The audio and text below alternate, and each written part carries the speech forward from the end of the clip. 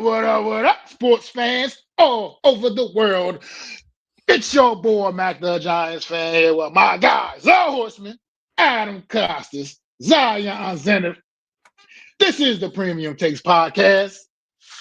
Let's Let's go. go. Let's go. Hell yeah. Hell yeah. Great intro as always. We're back in you guys' life on a wonderful Thursday afternoon. Know we've been gone for a while, but let's not spend too much time on this. A lot of things to cover, a lot of great things to talk about, such as the NFL. This marks the new era for the New York Giants. You know, we got our head coach that we all wanted in a way when he popped up, in John Harbaugh.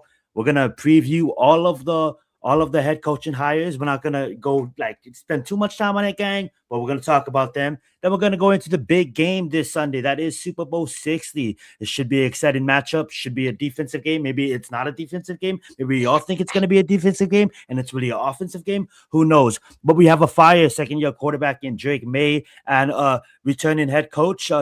Mike Vrabel, his first year under the Patriots, taking a third-win team back to the Super Bowl. Since the Tom era, should I say, English has left the chat.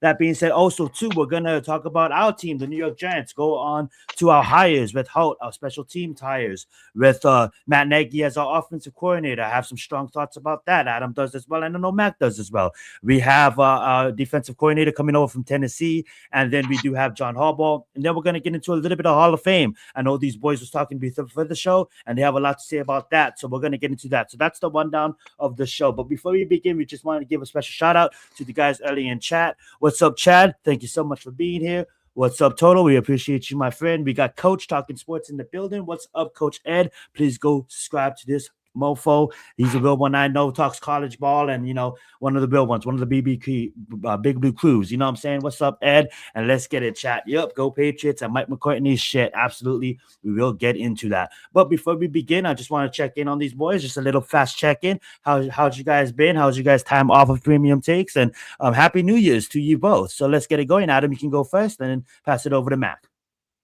Well, it's too late to say Happy New Year's. There's a cutoff with that saying. So now it's just that is true, but I'm gonna still say it. Good to continue. I'm just kidding.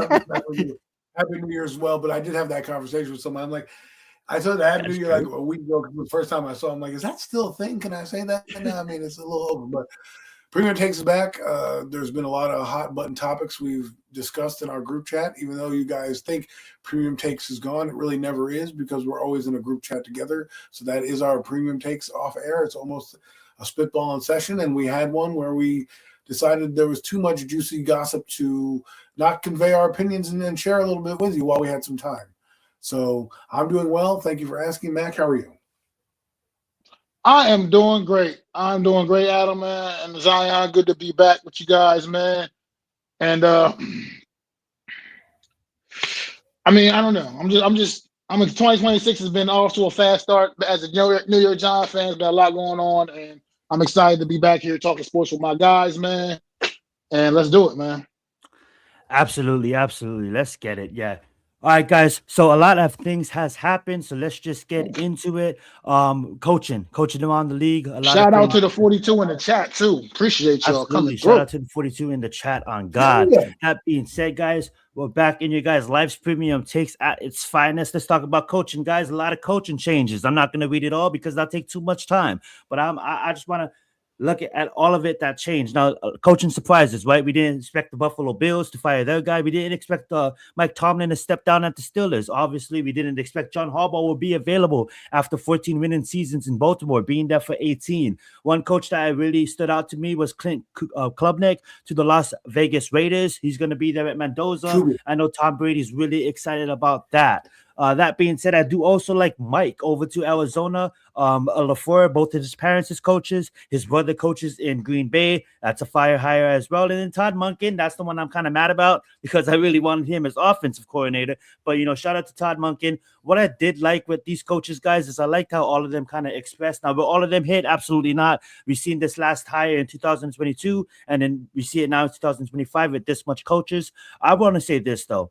Let's focus on other coaches rather than out coaching John Harbaugh for the time being, because we will have that subject coming up later in the show, and that'll be a more fire subject and a more long-term discussion about him and our coaching staff. But is there anybody on this list that you guys are happy about, that you guys think is going to be game changers to the franchise? Before I pass the mic over to Mac, I would like to say this, a fast rundown. I do like that hire of Tennessee's Robert Saleh as well. I'm going to get into some of these guys after the boys give their takes as well. Don't want to hog the mic, but to get him as a defensive mind, that just thought of who else better. And I was screaming, oh, they should hire Brian Daboll. And what does the Tennessee Titans do? They hire Brian Daboll. So absolutely love that one. But just a fast discussion on what you see on this list, what you like, Mac, what you don't kind of like. I know it's too early to tell. Most of them's not going to hit. Most of them's going to probably fail. It's the NFL nowadays. But I'm going to pass the mic over to you. You give your opinions and then pass it over to Adam, and then I'll take it back. Let's get it. Well, let's talk about it. I mean, you know what I love, obviously. You know, I love John Harbaugh, you know, where I love that whole thought of that, understanding that he's now the coach of New York Giants, but I've already expressed my thoughts on that, obviously. I'm curious what Kevin Stefanski is going to be able to do with Michael Penix Jr. down there, or if he's going to if he's going to toss him to the side, look for his own guy, you know what I mean? I don't know. I'm curious about that whole situation. Michael Penix's first couple of years has been, you know, a little rough waters. So he's not, I wouldn't say he's necessarily stable and locked in, but I'm curious what Stefanski can maybe do with him potentially, or whoever else he brings in there down in Atlanta, because Atlanta's got a really good team, talented football team that I feel like has been underachieving. They have one of the absolute best young running backs in the NFL right now, and I think that they should be a football team that should be far more competitive than what they have been. So maybe Stefanski can put him over the top, and we'll see what he does at the quarterback position, because I am kind of curious about that. And Ty Monken, man, I don't know, buddy. I think you're going to find out why Cleveland is just not a good job to just jump into, man. Sometimes it's better to just, you know, turn down that shitty-ass head coaching opportunity and do your thing until something better opens up, man. Cleveland has been a place that is an absolute joke. We saw what they did last season, a season ago, with the draft and everything, and how they handled that, just how they handle everything in Cleveland, man. It's a reason that whole entire coaching search was a joke throughout the entire time. Guys were just turning down the job left and right. I understand you want to get in there, you want to be a head coach and all, but sometimes, man, you got to hold out for that right job, and you're going to be a hot commodity next year too. You know what I mean? When maybe a much better job would open up for you. I just think that he's going to find out why Cleveland just ain't it, man. You know, it's just not. As far as I'm interested with Pittsburgh too. It's because McCarthy ain't the kind of hire for Pittsburgh normally at his age. You know what I mean? They usually go a lot younger and expect to keep guys in there for, as we know, multiple years.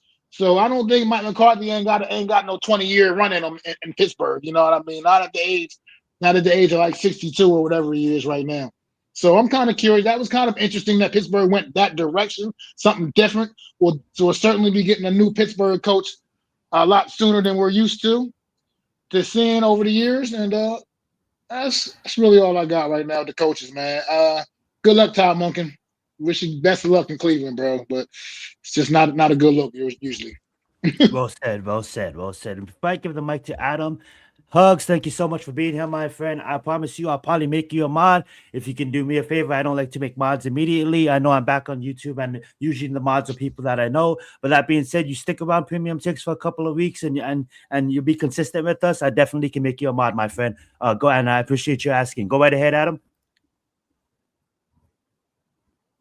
You know, I think this is an interesting coaching year. You look at the carousel that we are watching; it really does carousel many different places. But I think they all went, ironically, to all the spots they needed to go to. Right, Arizona, Mike Flores. That's a good spot for a young coach to cut his teeth. Right, Brady getting promoted in Buffalo. He's already had some success. McCarthy was interesting. He was a Pittsburgh. I see why they did that. Saleh, I think, a great spot because he's not going to have the New York, but he gets a guy who wanted Cam Ward with Brian Dable. So I think if he can work that magic out, they have a weak division there. Well, not really now. I mean, now they have 3 teams there that win games, but they're in a division where they can do some damage. And as for Stefanski and all that, I think he went to where he needed to go, Atlanta, and we'll see what he can do there and how his team fleshed out. But Todd Monken, I'm not as bitter as a lot of people seem to be with Todd Monken. Was I disappointed that he didn't come with John Harbaugh? Yes, but I can't fault a man for trying to get a head coach job. You don't get many in your lifetime. And while I do agree with Mac, you might want to take the job. But what if that guy doesn't want to live with any regrets, right? And one of the regrets would have been what if I did take that job at Cleveland, right? What would have happened? And then he'll find out. He'll find out if he's head coaching material. And let's be honest, it should be your dream to be a head coach in the NFL. I know we laugh at the franchise for what it is, but to me, they're going to be signing Clint after Super Bowl. It's probably most likely going to happen. It's just there's a lot of whirlwind going on. But to stick on Todd Monken right now, I'm not as mad as I was prior. I do agree with some of the things you said, Mac, and like that is crazy. But I was looking at it as Todd Monken, and I'm 59 years old. Right? When you say, oh, wait to get another job. Okay, let's say he waits with Jim Harbaugh. Now he's 65, and he has no head coaching experience. Guys like that rarely get a job. The last guy that got a job like that is contemplating retirement now with Philadelphia, and that's Vic Fangio. Okay? Vic Fangio, they don't do this anymore. The old coaches, if you look at that, that screen, that graphic, 2 of them are about to be 60 or over. That's Monken and that's Harbaugh. Everybody else is in their early 30s to mid 40s, okay, on that coaching docket. And what does that mean? That means the old guard that we used to see for coaches, the days of Marv Levy's, Pete Carroll's, those guys is basically over. You're going to try the new hot coordinator, the new hot thing, and you're going to see a lot more of these coaches get 3 or 4 chances because of the longevity of the NFL, such as a guy like, 3 guys. I forgot McCarthy's on there. He's over 60 as well. But, you got like Stefanski. Let's say he does okay in Atlanta but gets fired for whatever reason. He'll be probably young enough to get another coaching job somewhere else. Look at Robert Saleh. He leaves the Jets, goes 1 year, makes that 49er defense great, or at least better than you've seen with a bunch of fucking bums out there playing. And he gets a head coaching job. And most people would say that it wasn't his fault in New York. It was mostly they didn't have a quarterback. So circumstances matter. Now, for Las Vegas, Clint Kubiak and those guys, they're young, and these are the type of coaches they're going to acquire, hungry guys and do it. If you say that Monken there, Mac, you just say the same thing for Clint Kubiak, who should have pulled the Ben Johnson and said, "Hey, you know what? I'm not going to be with Las Vegas. I'm going to wait for a better run organization to come around." Well, guess what? Sometimes your opportunity only strikes once, and you got to strike with the iron hot. So I understand why Todd Monken did it. We'll find out if it works. I don't know. I don't think Cleveland ever sets their coaches up for success. But then again, I can't blame him for taking a job when there's only 32 of them in the NFL, and it's a job that he probably didn't think he was getting, and all of a sudden here he is. They're like, "Hey, we want to offer you the position." Yeah, I'm going to call up John and say, "Hey, John, man, I'm sorry, but I'm taking this opportunity." And I bet you John said the same shit. I bet you John was like, "Cleveland? Are you sure? Cleveland? Are you sure?" And he was like, "Yeah, John, I got to do this. This is what I wanted to do." So hold on one second. Well said. Well, Yeah, the only coach I'm kind of wondering about on this list is Joe Brady. I know they did it for Josh Allen, but I just really felt like Buffalo was in a stupid move. Like they did a stupid move by firing Sean. I think Sean McDermott is a well-proven winning head coach in the NFL. I get it. Sometimes you don't get over the hump, but it's just same things that happen to John. Sometimes you can't go out there and play for your players. You can't. You never. I don't know why I said sometimes. You can't go out there and play for your players. And I just kind of feel like for them to fire Sean McDermott was kind of ridiculous, being that he had a winning record over his contract as the head coach in Buffalo. And I wish Buffalo well, but it does look like they're never going to be the Jets. Of course, the Jets just do stupid things all the time. But I can say as long as they have Josh Allen, they're going to be all right. And he has connections with Joe Brady, so we'll see what happens. Are they though? I mean, this is no slight on Josh Allen, but I'm not. Let's call it a spade a spade. Sean McDermott got fired because of Josh Allen's shortcomings in the postseason, particularly in that divisional round game. Was it the divisional round game with all the turning the ball over all over the damn place? I mean, that was awful. It was an awful performance. And I'm sorry, Sean McDermott was punished for that, essentially. And I mean, they're not going to fire Josh Allen. Obviously, he is obviously the franchise. So they had to take it out, take their pound of flesh out on somebody. So they took their pound of flesh out on Sean McDermott's ass, and they kicked him out the door. That's just what it is. That's just what it is. People, you can't dance around it. Josh Allen's great. I'm not saying Josh Allen's not great, but let's face it. He hasn't been getting it done. Seven playoff appearances. He hasn't been getting it done. Yeah, 7 postseasons. I mean, and he's 0-7 with no not Super Bowl. I'm not saying he's played poorly necessarily in these games, because he's had some, he's had some man. He's had some nice moments in the postseason, obviously. Yeah, but they're not translating they're not getting to the bowl. He hasn't been able to get them over the hump. Sean McDermott got fired because of Josh Allen turning the ball all over the place in that game against, I can't even remember who they were playing against now, but whoever they were playing against, he was turning the ball. It reminds me about two. Thing. It reminds me about like my other sport I love in the NBA, right? When everybody was looking at Jason Tatum, like, Jason Tatum, you're such an elite player, but you just needed to get over the hump. And Jason Tatum finally got over the hump at Boston, right? Obviously, he's injured now for the past 2 seasons, and hopefully he comes back, and he will come back fire and more potent than ever. But that being said, is with Josh Allen, it's like, you've been to the postseason 7 times. 7 times you've been to the postseason, and you're 0-7. You never mentioned the ship once. And I get it. People may be like, "Oh, it's the Patriots dynasty, it's the Chiefs dynasty." But at the end of the day, you have a team around you. You have an elite coach, and I'm not going to spend the time knocking Josh Allen. But like Max said, let's call a spade a spade. You want to say something about that, Adam?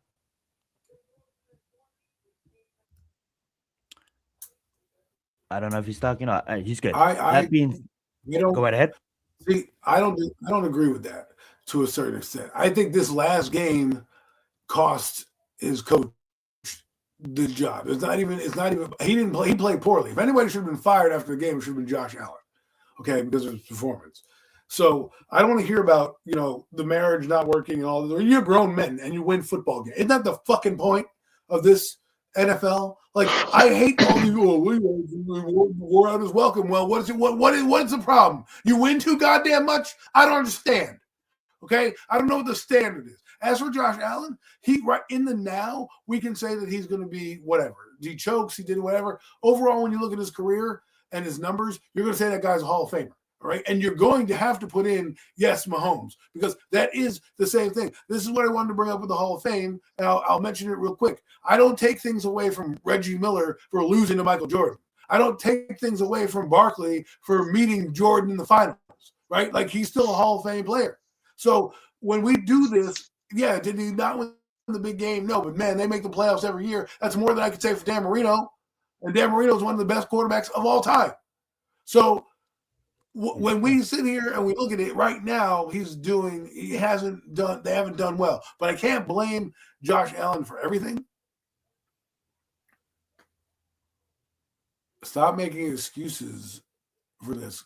Tell him don't do anything. So what? So he's supposed to. He threw the interception. The coach threw the interception. Then the coach had the bad game because they didn't have a bad game. They were undermanned in defense and still hung with that Denver team. I'm sorry, you may not like what we're saying, but you're making excuses for Josh Allen's poor play as the execution. It's the same thing with what the people did with the Ravens when they're mad about John Harbaugh and his marriage to the team. It's not his fault his kicker can't make a field goal. It's not his fault Derrick Henry fumbles the ball against fucking the New England Patriots. It's not McDermott's fault that Josh Allen throws 3 picks in a row. Talking about the fumble. And thank you for being here, Dylan Hill. He's talking about the fumble at the end of the half. But not to cut off your exactly. Take, Adam. James Cook fumbles the football. How the fuck is that on him?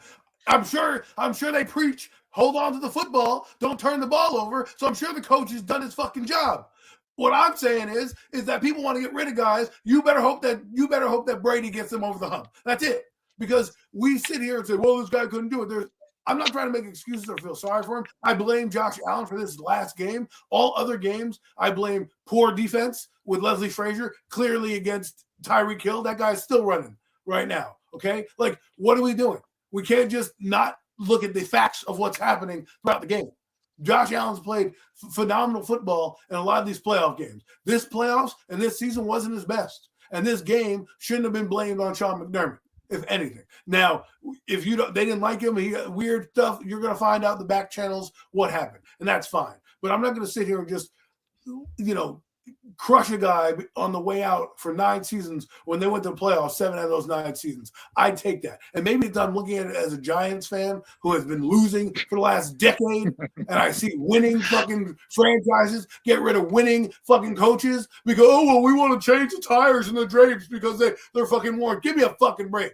And then you sit there and you're the Cleveland Browns who win shit, who change coaches every fucking week, right? There's a reason why you have stability. It's your job as a coach to get your guys in the right position. It's a player's job to execute when they're on the fucking field. And when they don't, we don't give any blame to them. We throw the coaches under the bus. But I can't do that when the coach is putting you in a position to win and you fuck up your assignment. Well said. Well said. All right, guys, we're going to move on to the next subject, and that is going to be the big game this Sunday, February 8th. Between the New England Patriots and the Seattle Seahawks. And before we talk about the big game, I just want to show you guys some graphics. I know all of you guys know this, but let's just refresh our memory. Let's look at the AFC first. And I found this graphic on a shout out to Fox. They're going to provide our graphics today. Super Bowl wins by division. So when you look at the AFC East, we got 9, mostly due to the Patriots, and you got the Jets back. Can I answer this question real quick? Let me answer this question real quick. Absolutely. For Nathan Manning, Sean McDermott, when he got fired, the coaching search was well underway. I don't think he's going to take a position as a coordinator, defensive coordinator at this point. Actually, defensive coordinator. I don't think he's taking no defensive coordinator job right now because he's a fucking head coach. So next year, he'll take this year off probably, maybe be a consultant for somebody. And then next year, once the season's over again and teams looking for new coaches, most likely he's going to be a top candidate for one of those vacant jobs. I mean, that's just what it is. I mean, I don't know if you're taking a stab at McDermott there when you say, why hasn't no team signed him? I mean, it's just the situation that he fell under. I mean, when he got fired, I mean, there wasn't much he could do. Everybody's trying to build their staff. So by all we know, I know half of these coaches didn't even fill out their positions yet. So who knows if Sean McDermott ain't gonna end up maybe like Mac said, like a special a defensive coordinator / head coach, assistant head coach, or a consultant type of role, because there's a lot of candidates on this list. Well, not candidates. There's a lot of coaches that got hired on the previous list that's still trying to fill out their staff. And when you think about it, that's 10 coaches. That's over, and that's not only obviously Sean McVay is not going to take a smaller position outside of assistant head coach / defense coordinator probably. But at the end of the day, even at that, there's still some teams that needs to hire their staff. And when I looked at it too this offseason, we're just talking about staffs in general. That's over 125 new positions. That's going to be musical chairs around the NFL, and new ones coming in from college and new ones earning the right to be promoted. So there's going to be a lot of change. And that's why I've been loving covering all this. Well, not covering. I haven't been covering. I apologize for that. But looking at all of these hires, I mean, you guys do get a chance. Take some time. Go watch some of these press conferences, because it does get happy knowing that that a lot of change is coming into the NFL, and I just love seeing the NFL is just always a moving cycle, always a moving beast, and that's why it's the best sport on planet Earth. That being said, though, Super Bowl by divisions, we got the AFC, we got the NFC with 8, the West with 10, and then we got the South with the lonely 2, and moving over to the NFC, I wanted to show you guys this graphic as well. I thought that was pretty cool. Is the best division in football. You already know what it is. Probably the only division that has, for teams with a Super Bowl, is going to be the NFC East with 14, the NFC North with 5, the NFC South with 3, and obviously the NFC West with 8. That being said, with us having 14, it excites me because, a lot of times it's a graphic that proves it. A lot of times I'm dealing with some ends that's almost as if like talkie, and they don't They don't understand the history of the NFL and how tough it is to play in the NFC East. So yes, when you have the Eagles on top and you have the Cowboys and we've been trashed for 13 years, guess what, guys? That's about to change because we can compete in the most hardest division in football now, and we're going to talk about that when we get to that. But I was just surprised that we are so far above the rest of the competition when it comes to Super Bowls. Mac, I'm gonna let you open up if you want to say anything. What's up, Daniel? Thank you so much for being here, my friend. And Talking about Adam, you talking about Super Bowls in general?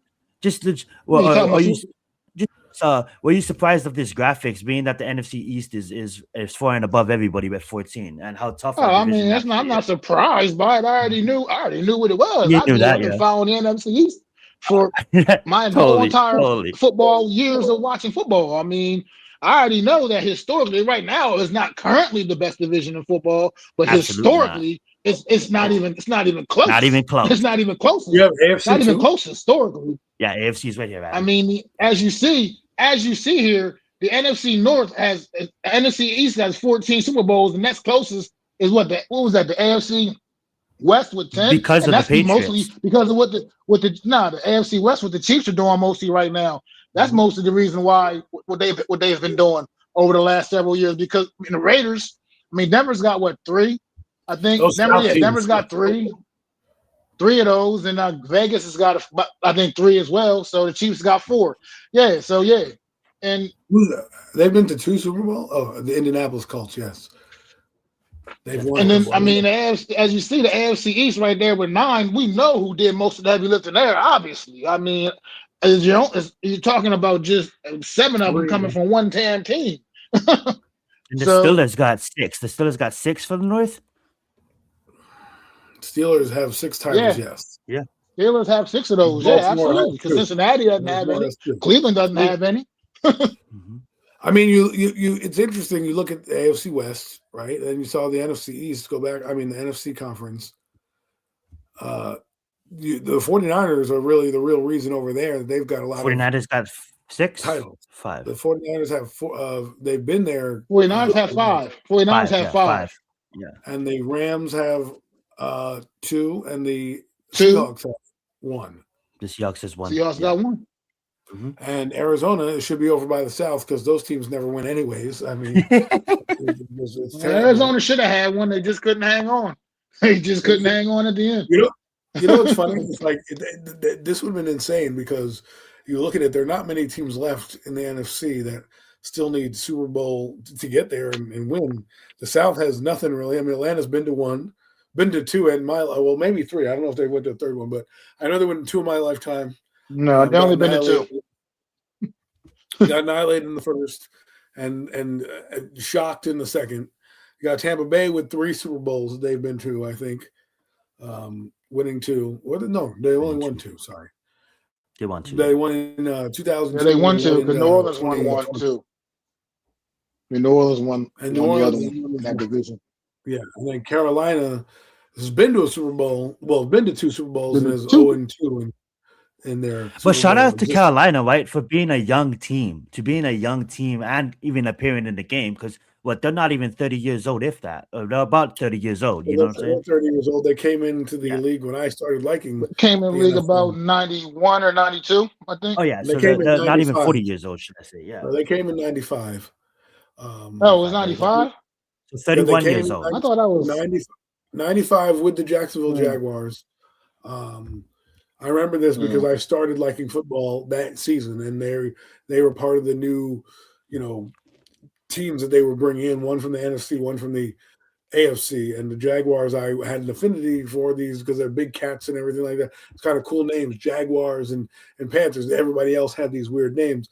As for Baltimore technically is Cleveland, but I call Baltimore their own franchise. I actually think it goes Baltimore. And they started in 96. So, I don't think of them as, I know it's like the Tennessee Titans to me.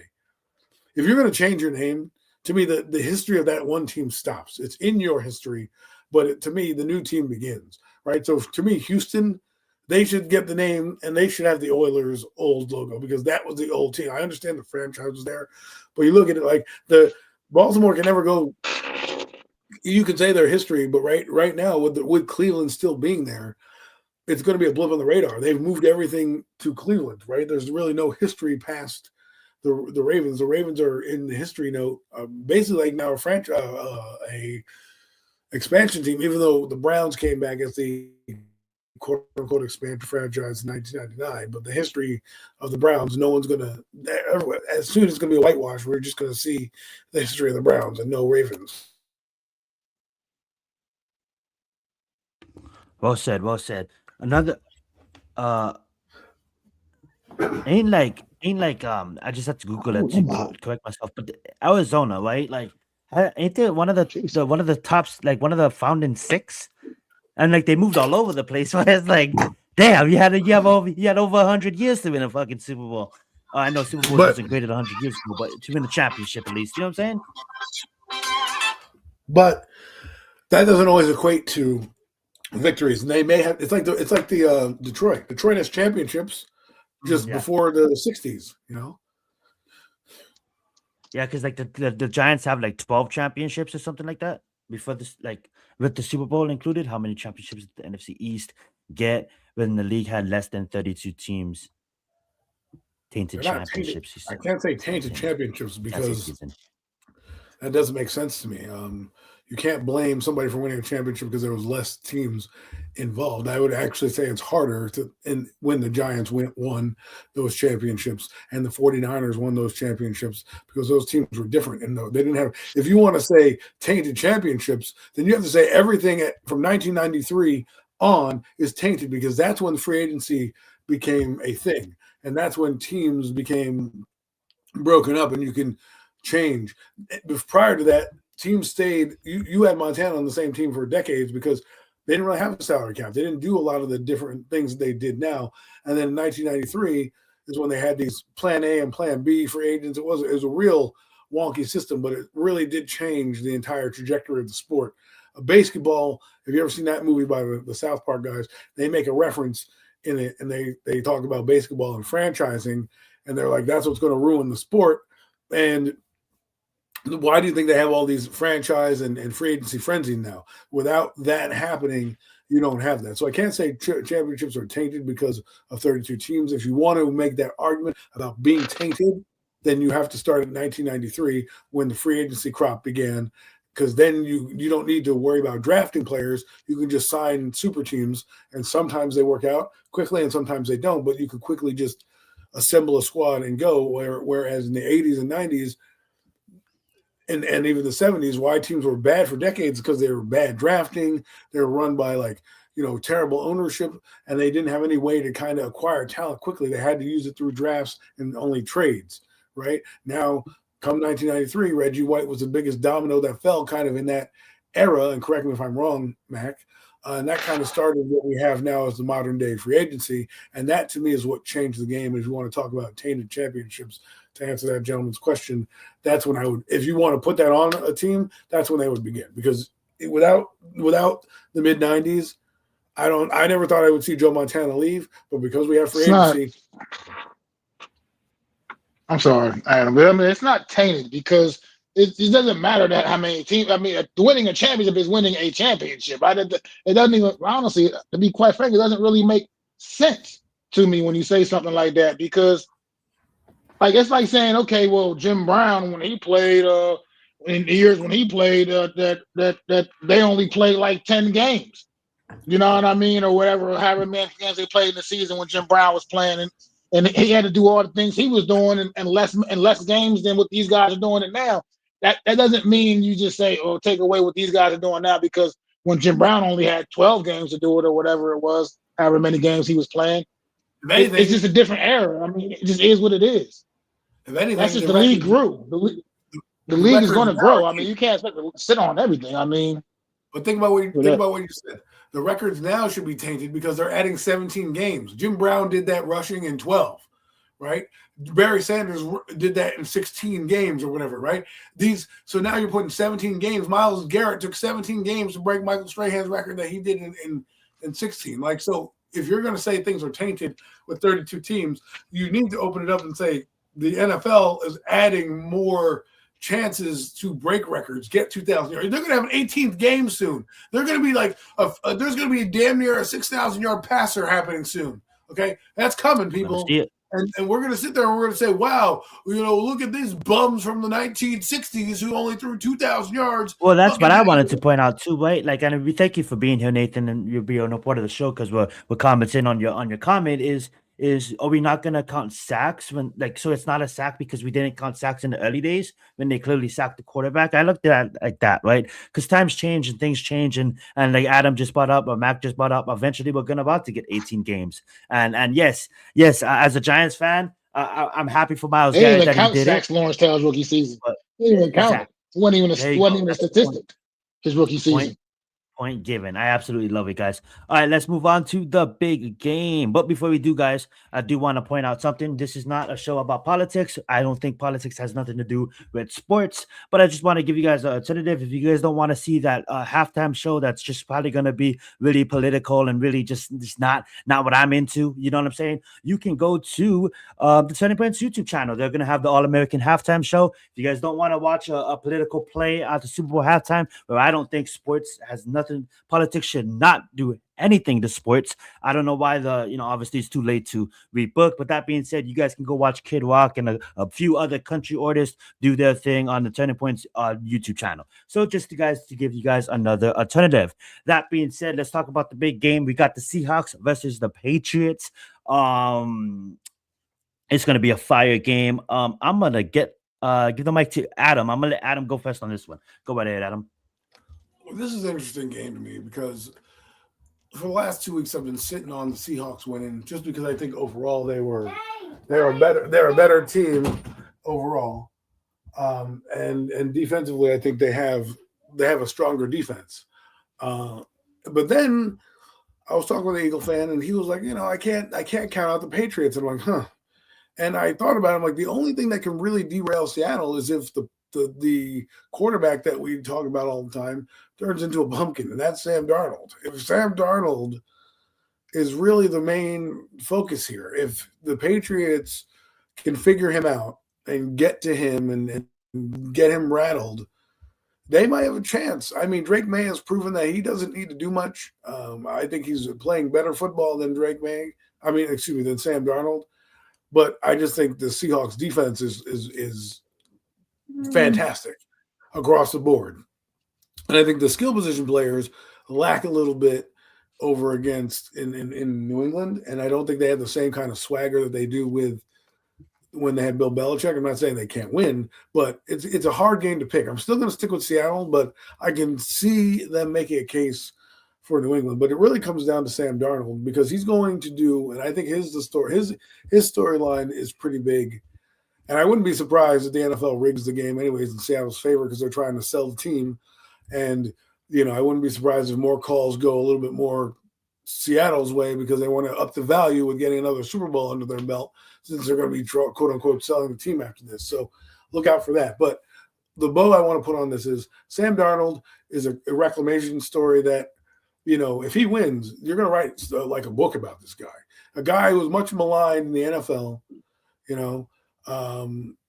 who really took a beating in New York, had to go to 3 different stops, went to what now you have to call quarterback U in both San Francisco and Minnesota. Those 2 guys know how to fix quarterbacks. He went to Kyle Shanahan from leaving Carolina, got his mechanics fixed, kind of looked a little shaky, but you're like, all right, he can kind of play, he can at least be a backup. Went to Kevin O'Connell, and at that point, became a difference maker. And I think this last game he played with the Rams, he had a chance to wilt, and he didn't. But this game is bigger than that. And when it comes down to it, will Sam Darnold rise to the occasion? That's my only question mark about Seattle. Other than that, if Seattle had, if Seattle has Drake Maye, I'm not even questioning them, possibly losing.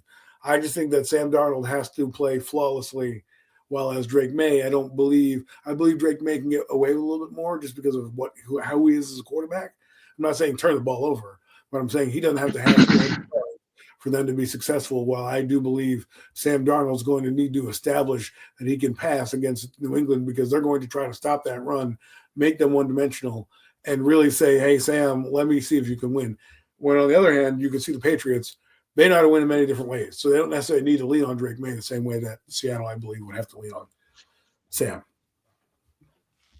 Well said. We're gonna get Mac's takes, and then I'll pull up a comment. Go ahead, Mac. Well, yeah, I think this is definitely Seattle's game to win, man. I just slightly disagree with you a bit. I mean, overall throughout the season, Drake Maye played, I think, better overall than Sam Darnold throughout the season. That's what I said. In this postseason, in the postseason though, these last couple postseason games, I mean, I know Drake Maye played one game in some really pretty shitty conditions, but at the end of the day, I still Sam Darnold's been far more efficient in the postseason than Drake Maye has. Sam Darnold has JSN, who is an absolute animal, animal. He's a killer. He is a killer. And then Kenneth Walker III is not getting nearly enough love in the Seattle offense either, man. That guy's a difference maker in the backfield, and I think what Seattle can do defensively might be a little bit much for the young Drake Maye and the Patriots. I'm not just they've had a phenomenal year, but let's not forget they played a last place schedule. People, always throw that out there. Throw it out there. They played a last place schedule, had a phenomenal year, but I just think this Seattle defense is built different, man. What they do, and I think they're going to come out there, going to have a game plan. They're going to come out and try to confuse the young quarterback on this stage, and I just think it might be a little too much for the Patriots, man, in this game. And I think Seattle is definitely their game. I think it's their game to lose. Honestly, I just don't really like the matchup, and I think with the way, like I said, with the way I watched Sam Darnold play in this postseason, I mean, like you said, he had an opportunity to absolutely fold in that championship game against the Rams. He did, and the old Sam Darnold would have absolutely folded, but it ain't the old Sam Darnold no more. And like I said, JSN, man, is a killer. To me, JSN and Puka should be the top candidates for MVP, if you ask me, honestly. But this is a fucking quarterback award. We know what award one of them going to have to settle for, obviously. And is the offensive player of the year. I mean, it seems like whenever Sam Darnold has any doubt, he knows he can rely on, what's he, number 11, I believe he is. JSN's like he can just get the ball out there to him.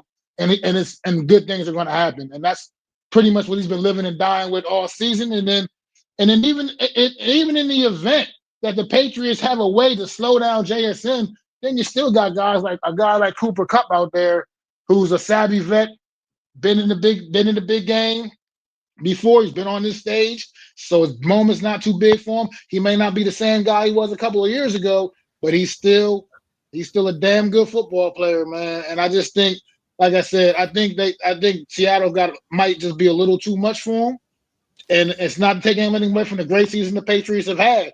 And Drake Maye is definitely a shining star, and he is going to be something to be seen for years to come, man. But I just think right now in this moment, I just think it's just Seattle might be too much. And Kenneth Walker. People are sleeping on him way too much. Nobody's giving him the love that he deserves, man. Kenneth Walker is a legit running back in the league, and he's an X factor in that Seattle offense. I'm going to counter 2 points that you made real quick. Go ahead, Adam. And to play on the Patriots side. You talked about experience. Mike Vrabel has it. He's been a coach in the Super Bowl. He's been a player in the Super Bowl. He understands big games. It's not. You saw what he's done with his team and how to get them there. The other point I want to make is I'm tired of hearing about the teams they played, because they can only do what is on their schedule. Now, if they sucked this year, we would have looked at the same schedule and said, look at the schedule they played. They beat them. They lost to idiots. Like, we use that to move the chains and move goalposts and make it seem like, oh, well, they beat their teams what they needed to beat, right? And then when the money came down to it, they ended up beating teams in the playoffs too, who were the best teams they played on their schedule. So they can play everybody now. And I think they've matured and learned. And to me, I just don't want to use that narrative. I mean, I know this guy thinks that we're disrespecting the Patriots, and I don't think we are. I'm not. I'm not disrespecting them at all. I respect them as a good team, a good young team, right. But I just don't think they match up well with the Seahawks. Right. And I agree. I just think in this game, to me, from the eye test from watching both teams throughout the playoffs, I just think for me, the X factor for Seattle is I think their defense is slightly better than what the New England has put forth. Now, with that being said, I just mentioned that New England, if they can figure out and stop Sam Darnold, it's going to be a tough game because Seattle, I feel like is going to need to probably score defensively or damn near pitch a shutout if their quarterback is bad. I don't think that New England has to do that. I think New England can play a sound game, get a turnover, keep them at bay to field goals. I think they have a chance to still win the game, right? Whereas Seattle, I think, needs to be absolutely dominant because if their offense did have some struggles against the Rams in the second half with adjustments. This defense they're facing is pretty good, right? Christian Gonzalez, their other corner, that's pretty good. That's a rookie that's played above the X's and O's. Their defense overall is one of the best in the NFL. So it's going to be interesting to see. I do agree with you that Jackson Smith-Njigba is better than Stephon Diggs. I don't think he's the same caliber of player at this moment. And I do believe that Kenneth Walker is an underrated player. I like Kenneth Walker a lot, but the NFL seems not.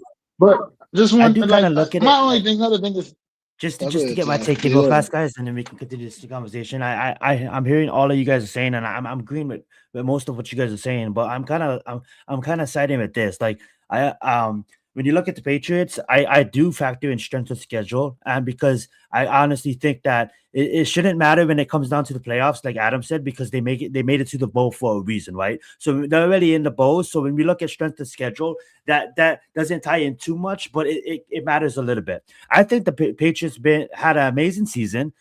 We all on this panel. I know Mac used it for his prediction, but we all on this panel kind of knew that Mike Vrabel was going to come in and he was going to change that franchise around. Now, none of us predicted that they was going to make the Super Bowl this fast, but we all kind of predicted they were going to get around 9 to 12 wins. We all kind of said it, and I know Mac put it in stamp on the previous show that we had on Premium Takes. That being said, both teams play physical. Both teams have quarterbacks that's playing good. Both teams have receivers. But when I look at it, they're both physical teams, and that's why they're here. Like Texans was one of the best defenses in the National Football League, and the Patriots out defense them. That being said, though, I do believe that Seattle Seahawks has the best defense. They haven't allowed a single rusher over 100 yards in the entirety of the season. And that for me is something special because Adam, you just got done talking about where Seahawks kind of haven't played a perfect game. I think it's opposite. I think the Patriots have to play a perfect game, and I think they have to really lean on Drake Maye. And the reason why I'm picking the Seahawks because I just think that experience is going to count in this game. Not that Sam Darnold, like not that Drake Maye's in his rookie season, and not like Seattle Seahawks has a bunch of veterans on their team. But when you look at the dark side, what they call so-and-so their Legion of Boom, when you look at the dark side, man, that defense is tough. They're top 5 in every single category in the NFL. They really shut down the best offense. Not really shut down, but they was right toe and toe with the best offense as the NFL seen in the season in the Los Angeles Rams. When they talk about strength of schedule, that's why I bring it up, is because they had a way tougher schedule than the New England Patriots. Even in the playoffs, they had a tougher schedule than the New England Patriots, in my personal opinion. And I just kind of believe that if the Seahawks can do what they did all season and stop the Patriots from winning the football, and you really look at the core of receivers that the Patriots have, I just think the Seattle Seahawks is going to overwhelm them. I know the Patriots is going to play physical. I'm not trying to discount the Patriots, but I just think if they go back if they just go behind by 10 points, it's going to be really horrid because Seahawks is going to have all the momentum, and we might see something like a 20-9 type of game with this one, a low scoring defensive game. Here's why. Look, here's the thing. Let me say something real quick about the Patriots too, like in this game, because like I said, the Patriots had a tremendous season. My man, if you're a Patriots fan, I'm not knocking your bolts. I'm just saying that the Patriots. Let's be real and let's be honest about this too. Do the Patriots even go into Denver and win the AFC Championship game if Bo Nix was not injured? Do they win that football game? if I'm Bo gonna be Nix honest. I'm was gonna playing. say it's hard to say that because it happened. But if you wanna yes It's and not no, hard I'm to gonna say say that no. I'm because gonna the say no. quarterback play of Denver, the I, quarterback play of I'm gonna say Denver no. in that I'm gonna game say was the no. difference in that game. It'll be It was Denver I versus don't. absolutely the Seahawks. difference. Denver versus Seahawks. Yeah, I It's would agree on that. absolutely the Look, difference in that Mhm. game. but I, who? Okay, so with that being said, right, and that's where I'm taking my perfection has to come from Seattle because the Rams came in and put up points against Seattle's defense, right? They did things that Denver, regardless of quarterback, couldn't do and weather, and But that the Rams' defense. offense, you can't even compare to the Patriots or Denver's offense. Look at that Hold on. offense. If you get what I'm saying. I'm getting to my I'm point. sorry. I'll let you I'm continue the landing the point. plane. My bad. My bad. I just feel that for me, the pressure on Seattle is a lot more offensively, and they have to play a perfect game. Whereas I don't feel that New England needs to do that because I feel like they can get away with dinking and dunking their way downfield and playing ball control and conservative. Where I don't know if Seattle can win like that because I don't. I've seen Sam Darnold have games where you're kind of like, oh, and you're kind of like, all right, man, can he get through it? And he did have a couple picks in this game as well. And I'm just saying, if he gets rattled, and I just don't trust him.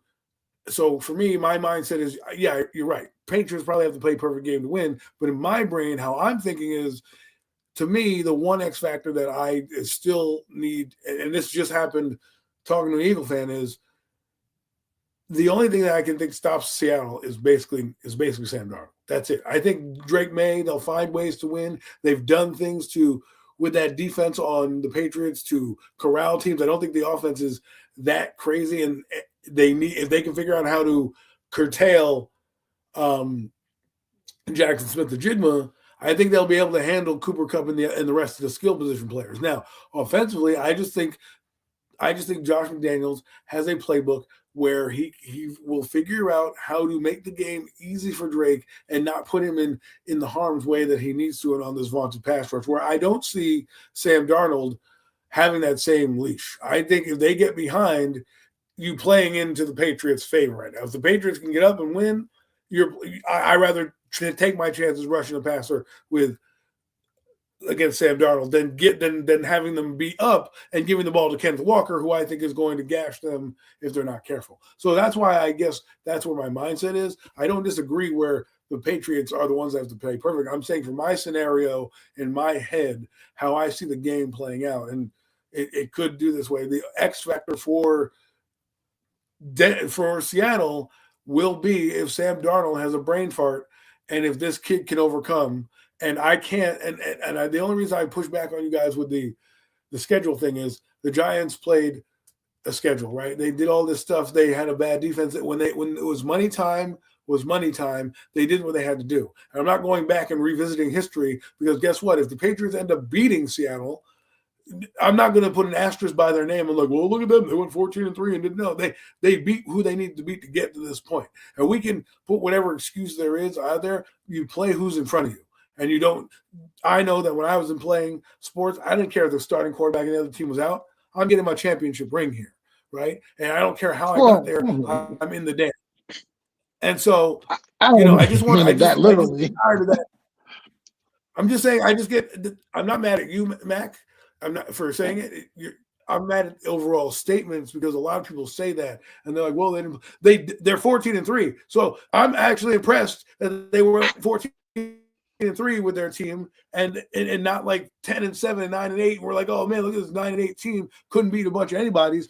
They ran through everybody, and that's why their record is what it is. And then when they played the best of the best, they ended up in the Super Bowl. So Yeah, you're absolutely right. If you get to the bowl, you have to somewhat be respected, not even somewhat. A player that I want to point out for DFS purposes is a lot of people's not talking about him right now. For a good DraftKings play, if you guys are playing the captain lineup this weekend, is Speedster Wahid Shaheed. He's gonna be a big factor in this game. When the Patriots, it's Mike Vrabel. They're gonna scheme something up to Forgot about try. him. They're trying Shit. to, Jackson's probably going to try to be shadowed. They're going to try to do everything to not get Jason the football. Don't forget about Cooper Kupp. Like Max said, don't forget about Shaheed because I can easily see, a nice bomb down the field where he finishes with like a nice bomb for a touchdown where the Patriots didn't see it coming. That's their deep threat guy, and I could expect them seeing him on special teams as well. So don't forget about that speedster that I believe he did score a touchdown in the playoffs. I believe it was against, I forgot who it was against, but he did do that. So from a kickoff, scored a touchdown in the Rams game, I think. In the Rams game, If there I you go. remember, He scored a kick return in the long Rams game. Bomb gone. I mean, so should be a fun watch. I know this is a big game. Let's cover it a bit longer. I know you guys probably have a little bit of things to say before we move on to the Giants. Go right ahead, whoever wants to take the mic. Mac, I think you had something to say. If not, real quick, my other X factor for the New England Patriots is their New England Patriots special teams. The special teams has made a place for them all year. If they can somehow, whether it's with the punting game, flip the script, they have a decent punter. If they can do a lot of the things that we talk about with old school football, their special teams can be a factor, and they have been all season with a couple returns for touchdowns, with a couple kicks down inside the zone. And Seattle has a good special team with Shaheed, but again, New England, you can't count New England out. They have a lot of veteran coaches. Josh McDaniels has been on many Super Bowl staffs. He has 2 weeks to adjust to this team, whereas Mike McDaniels and Clint Kubiak, this is their first time in the Super Bowl. We'll see how they come out and play. But special teams is going to be, I think, a big factor in this game as well, especially with two pretty good defenses. Two, I think, top 10 defenses, pretty elite. I saw something where Seattle gives up 18 points a game and like New England gives up like 19 points a game. So it's really going to be a solid back and forth contest. Well said. So let's just go around the room. Adam, you go first. Score predictions. I'm going to say 31-28 Seattle. All right, Mac. No, I think I agree with Adam with the defenses here, and I think we're going to get like about I'm going to say 24-21 kind of game. I love that. I'm going to take that 24. Oh, who do you got? Who do you got winning? Seattle? Oh, Seattle. Yeah. Okay.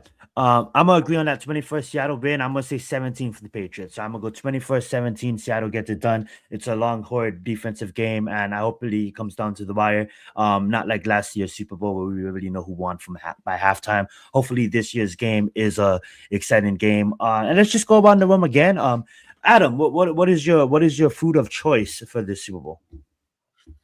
Well, we're having a spread, wings, some pizza, and I think there's going to be some nice spicy dip there coming. A couple families are coming over to the house. We're going to watch the game, enjoy, play some board games because we're old at the beginning to kind of, do our own Super Bowl kickoff, and then just enjoy good food, good company, good friends. The kids have a playroom, so they're going to hopefully stick to that over there. I wish there was not snow on the ground where I could set them up outside for – at least to do something, but hey.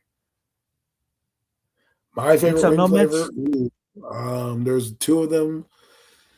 I forget what I think there was a lot of people like hot honey right now. I think that's a pretty decent flavor. I like garlic parm. I'm a huge garlic parm guy.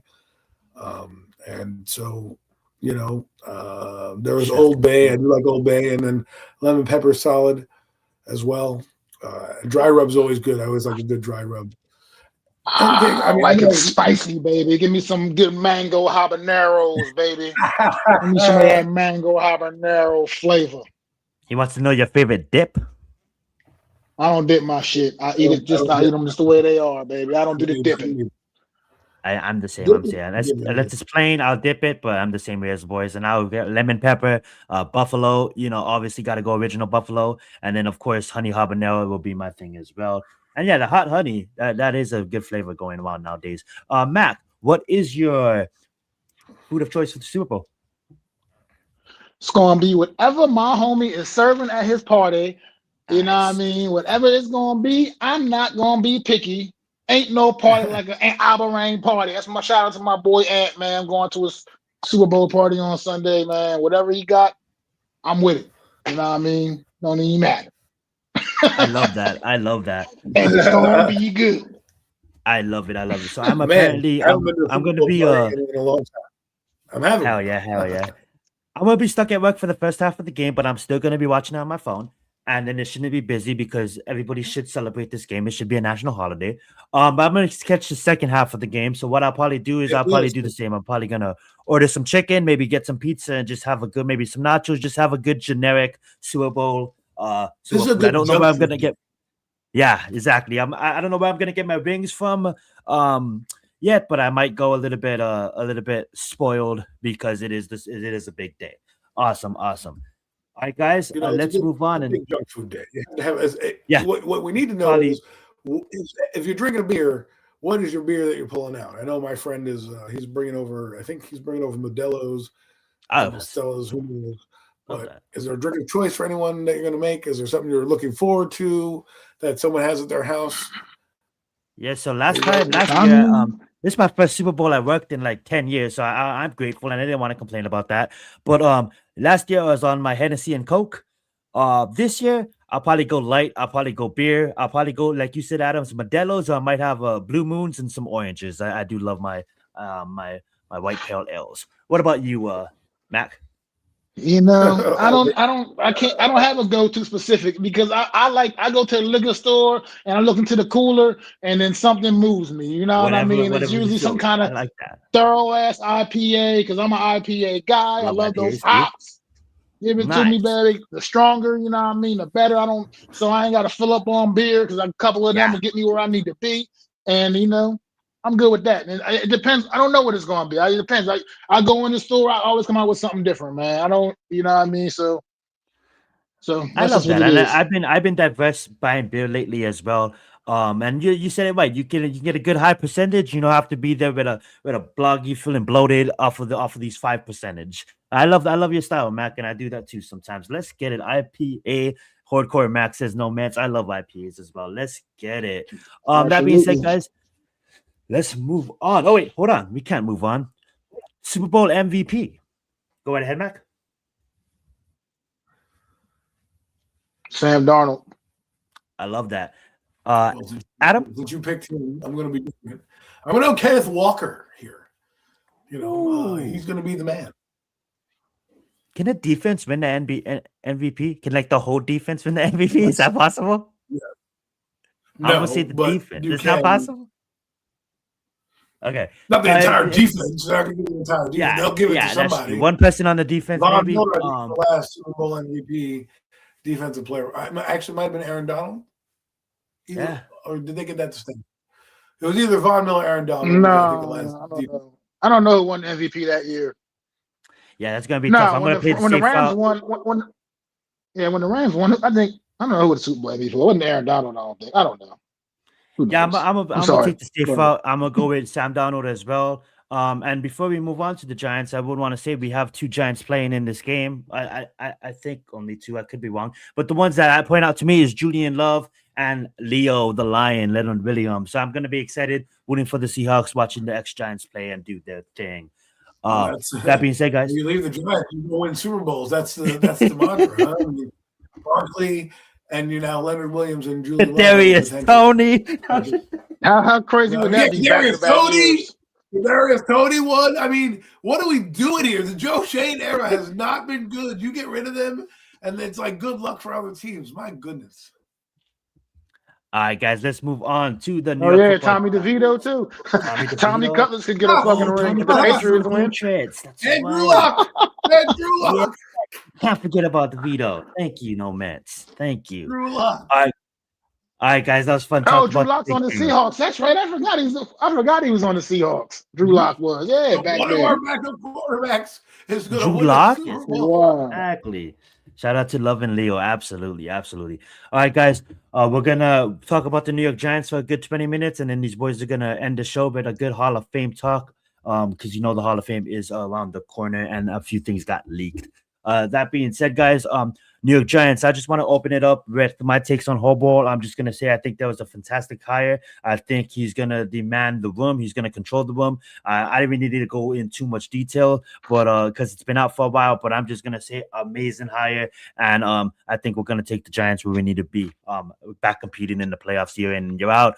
Ravens, Steelers. I get not really Steelers. Well, yeah, Steelers fans, because there's chanting fire Tomlin, even though he stepped down. Steelers fans, Baltimore fans, uh, you know, Bills fans getting uncontent because they was making the playoffs and they didn't win. Come on, but we haven't even touched the playoffs, close to it in the last 10 years outside of 2016. That being said, I want to be a consistent fan base. I want to be like how I am at the Heat. I don't need to watch the whole season. I know I can watch the Heat. They're going to be there in the playoffs and I can enjoy that. With the Giants, I just want to be a competitive team, and I think John Harbaugh will definitely bring that into this building. He's already making some great hires in his staff. Bringing in that lady from the NFL and all the changes he's making. I'm not going to get too far into it. The hire of defense coordinator, I was kind of didn't understand it at first because I judged the team, I judged the logo before I got to really dig deep on this guy. While I was digging deep on him, I realized that, oh my God, this guy can actually utilize his players and put his players in the best positions. He's probably going to be playing a lot of press, something that our ex defensive coordinator before shortly didn't do, and I think Wilson is gonna make the game easier for our best player on defense, that is Dexter Lawrence, that did come off of a bad year. I think it's going to be focusing on him more and then surrounding everybody in the secondary, and he's known to develop secondaries. So that's what I really did like about him. With our special teams coordinator, what I know is he's an elite special teams coordinator coming over from Baltimore. I'm just gonna leave it at that. I think he's just gonna be great. He's obviously our assistant head coach as well under John. So I honestly think that's a good hire. Special teams has been lacking. Hopefully we can get that built up, and I honestly think we will get that built up. As far as the offense coordinator, that's the one I was most shocked about. That's the one where I reacted the most about when that first got hired. He wasn't on my list, especially when we have people like Cliff out there, where we have people like Brian out there. I just didn't understand why we bring in a guy like Matt Nagy, but I did first off, I did judge him. I judged him at first. Just utilizing what I've seen in the Bears, with the Bears history and the QBR of the quarterbacks that he coached. The no QBR quarterback. It almost like he broke the quarterbacks. But when I really got deep dive in here, I think people do need a second chance. And when you do, or under Andy Reid, and for all the years he was before he went to the Bears and after he went to the Bears, I think he is well respected around the NFL, and that's what we need. Like John Harbaugh said, we're gonna need teachers first. And whether I exaggerate about the pick and I'm like, horrible pick, stupid pick, I'm gonna trust the process because Matt Nagy is a teacher. He's well respected around the NFL. I know the Titans was looking to hire him as their head coach. And he's been around the game for a long time. I just what my concerns is his quarterbacks he coached when he was at the Bears, just the QBRs and things just didn't look right, and he didn't call plays in Kansas City, so it's hard for me to really grasp what he's going to do for the Giants. But what I'm going to do is I'm going to trust the process. I'm going to hope that Matt Nagy took that 3 years under Andy Reid, and he did help Andy Reid scheme up, and he does have a good relationship with Patrick Mahomes. But I hope that when he comes back to call plays, before, like, you respect him as a coach around the league, but nobody was scared to play. It's not like people stay up all night to play your Sean McVays, to play your Kyle Shanahan's. Nobody stays up all night to play Matt Nagy, and that was my first take on it, right? But hopefully, the last 3 years, learning under Andy Reid, he changed a few things in his offense, and hopefully, he can come out and make these defenses guessing rather than know what he's about to call. So I'm gonna trust the process because I don't want to be a Debbie Downer. Did I like the hire? Absolutely not. Am I going to trust the process? Absolutely, I'm going to trust the process. That being said, let's go over to Mac. Mac, what do you have to say about the coaches, the hires, and then you can cover everything like that. I mean, obviously, look, the head coach, clearly, that's the move of the offseason as far as I'm concerned. Big time move getting a guy like John Harbaugh in here, man, to really solidify what we got going on here in New York, get this thing back going the right direction, which he's already, you know what I mean, turning the page, man. He's already laying down a new foundation.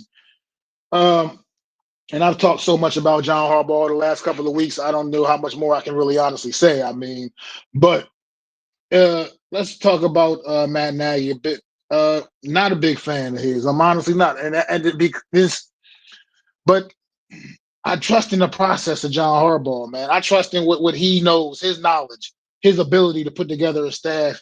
And I'm right now. That's all I can do. I'm not necessarily a big fan of this move here with Matt Nagy. He wasn't even really on the radar, so he kind of just came out of nowhere all of a sudden. I mean, Davis Webb got scooped, got retained by the Broncos, and all of a sudden it was just like Matt Nagy. Like I don't even know where that came from. Didn't even know he was even like a person of interest. But I trust the process with Matt Nagy. I'm not going to hold too much against him when it comes to Justin Fields because Justin Fields fucking sucks. Let's face it.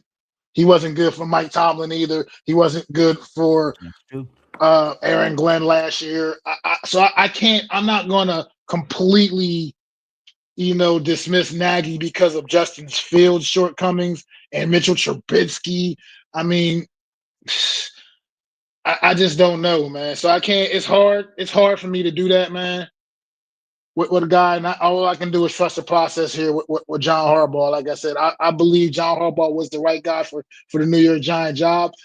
He picked Matt Nagy to be his OC. Right now, I'm gonna just roll with it and see what happens, man.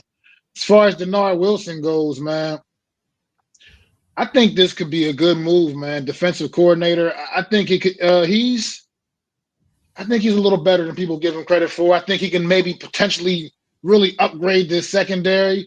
Maybe even, do I dare say maybe revitalize the career of a one Deontay Banks? Maybe. Because he's going to come in and bring in a scheme that's going to be a little better for Deontay Banks. A little more what he showed to be a lot better at in his rookie season. A little bit more aggressive, a little more, what you call at the line, giving, a little bit more press, hand checking at the line.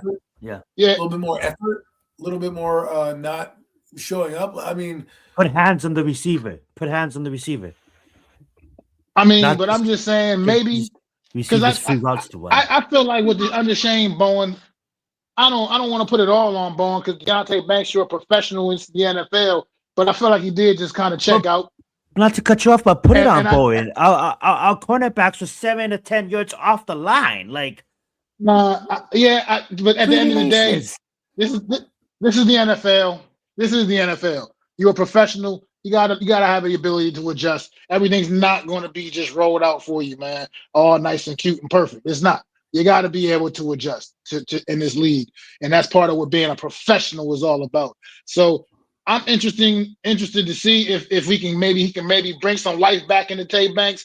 If he can maybe fucking pull the fucking foot out of Tyler Nubin's ass, because I think Nubin is more like than just being flat out a bum. I think he just has poor technique with every aspect of what he does. So maybe he can, revitalize these guys a little bit, wake these guys up, get that secondary looking like a professional secondary, and give us some resistance on the back end, because we definitely got some dogs up front, man. Obviously, we have some dogs up front. So I'm kind of excited from that aspect to bring that aggressive play calling back to New York. And he doesn't do it. He does it with not as much blitzing. He's not a big, heavy blitzer guy. He's just really aggressive. He disguises the blitz a lot. You know what I mean? He has a lot of I think it's going to be interesting. I think we got some really good pieces. We add some more, obviously, this offseason through the draft and free agency. I like the hire of Denard Wilson. I really think this is going to work out, and this could be the answer for this defense right here, man. Knock on wood. Well said. Adam, what's your takes about the coaching hires? Well, I'll start with Denard Wilson. I'm intrigued by him as a young, up-and-coming D coordinator. He did have a malign season in Tennessee. So I do think people are having PTSD from another Tennessee defensive coordinator. Let's see how it plays out. I don't believe Deontay Banks should see the field. The lack of effort is what we're forgetting about. I don't care that he, new coaching staff, your first round pick, I expected that guy to at least be somewhat decent, and he never got his head out of his ass. So Denard Wilson hopefully will put in people there that actually want to fucking play, and he'll have to earn his spot. I don't think anybody's spot in the back is safe with this new coaching staff. But I don't really have much of a problem with Denard Wilson in overall scheme. I think I would have liked him with a lot of different hires. My question with Nagy is, and I'm not going to go down the line of trust the process, right? Because that's a cliched line in my eyes. And the reason why I say that is, if this was Kevin Stefanski hiring Jim Nagy or one of these other coaches that were young and not named John Harbaugh, we would be scratching our friggin' heads right now, like, what the hell is going on? But we would be, but you just said it. They don't have the resume of John Harbaugh, so that's why I tend to trust the Harbaugh process more than I would just trust Dr. Stefanski's process. You know what I mean? Listen, I'm keeping the same energy, whereas it was a questionable hire for me. And I understand why he probably did it. But if I'm going to look at it and say this guy wasn't on my radar, he wasn't. And if I'm going to sit there and tell you like, oh, well, I'm happy because it's John Harbaugh making the hire. Okay, but I'm not just going to just say, oh, John Harbaugh's God and he's everything that he touches is gold. I'm not going to do that as a Giant fan. I respect what he's done. I respect what he's done to the Baltimore program and how it comes here, but he didn't get his defensive coordinator, number one. He didn't get his offensive coordinator, and I feel like he scrambled a bit with the lack of planning with Todd Monken, because like everybody on earth, he didn't think Todd Monken was getting a job, and then when Todd Monken took a job, I feel like he scrambled on to the next thing and wasn't prepared, and all of a sudden he ended up with Nagy. And at one point, it was going to be Cliff Kingsbury in the building, right? And that looked like that was going to happen, and maybe I'm a little bitter because of the Kingsbury thing, but then you get a guy in Jim Nagy who, while I like that he has similarities to what Kafka ran and things like that for Dart and playing with Mahomes, and he's gotten some good press around the league. There's a reason why he wasn't calling plays. There's a reason why Kansas City went with Eric Bieniemy, who hadn't played for a dang near a year, and they're bringing back Matt Nagy. You don't just let people go to let them go. Look at what Brian Flores did. He went back to Minnesota. They didn't just say, they let him explore his options when he knew he couldn't get a head coaching gig. They brought him back. They didn't say, oh, we're bringing in somebody else to replace your job. Go find your job. They did that with Jim Nagy, and that's my only concern. Now, you guys can trust Harbaugh and everything that he touches. I trust that he can coach a football team. I don't know if what he can do on offense. I don't know how it's going to be. I'm hoping it's going to be good. But when the reason why I think I'm also bringing this smoke is because a lot of people in Giant Land clown on Nagy all season long. Right? They clowned on him. They say he's this. They say he's that. As soon as he walks in the building with Jim Harbaugh, all of a sudden Matt Nagy is oh, well, I didn't know about it. I think I'm going to give him a chance. I'm going to do that. The energy changes like that. I'm not going to be that guy that's just going to, flip a script because all of a sudden, it's honeymoon. I'm going to give it. Do I like it? I'm not a fan of it. I'm going to give it a chance. I'm going to hope it works, but I'm not just saying, oh, I trust, but you kind of add to that real fast. At the end of the day, I would have trusted Kevin Stefanski in a hire. You see what I'm saying? Because that's the head coach, and he's going through the process of interviewing. So if Stefanski landed on Jim Nagy, I could say the same thing about that. Like, oh, you know what? I kind of get it. But if I didn't like it with Nagy, I didn't like it with Raheem Morris or any of these other guys, I'm not just going to say, well, I love it because John Harbaugh is doing it. That's not what I'm doing. I hope that Jim Nagy can come through.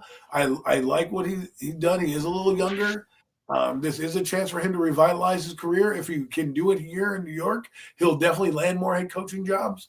So it's one of those people that I'm kind of, I would have liked to have seen Kingsbury here to see if he changed, but a guy that I know called plays, as opposed to a guy that's riding Andy's coattails and wasn't brought back in Kansas City. It's not like they had to request a permission to talk to Jim Nagy. They're just like, oh, you're still here, boom. And I feel a little bit it was a desperation hire, but if it was left down to Kingsbury and Nagy, he took the easier choice and the safer choice as opposed to Cliff Kingsbury, who he doesn't have the familiarity with. He doesn't know, and if it goes haywire, he doesn't have the Andy Roots links that he has with Jim Nagy there. And that's why I do believe Nagy was hired over Kingsbury, is because of familiarity with what he could do with the quarterback, but also familiarity with him back in the day. And I think John Harbaugh, not being in this process, didn't want to waste any more time than he's already had. And he took somebody who's more as a safer pick than. And you're 100% right. And both me and Mac feel that 100%. The way I look at it is the way you just said it, Andy Reid just had to have a press conference to promote Matt Nagy. Why is anybody not giving him a chance? And then you obviously know that Andy Reid and John Harbaugh is good friends. They probably had a private conversation. I know Matt Nagy was one of those guys that it wasn't really broadcasted in the media, but he did do a private interview, and John really did like him. I was absolutely hurt by it because I wanted Cliff, and if he didn't get Cliff, I wanted Jackson's coach from Ole Miss. And if we didn't get him, I wanted Brian Callahan. But that being said, I totally understand what you're saying, because I was just on a Chat Sports live stream talking to Marshall, sending him a super chat saying this is a horrible hire. What the F is this? Giants fans are Simpson yes man, just gonna like anybody we bring in. And I am confused about this hire. I'm absolutely, and I wouldn't say devastated. I was pretty lit. I was super mad about this hire. But me saying trust the process is me exactly saying what you're saying. I'm just gonna give it a chance. I'm gonna trust the process because it's not a no name that brought him in. It's John. So I'm so happy about John that it's almost as if like, you know what, John, I'm gonna see how this plays out, and that's what me saying trust the process is. I'm gonna see. But here's my thing.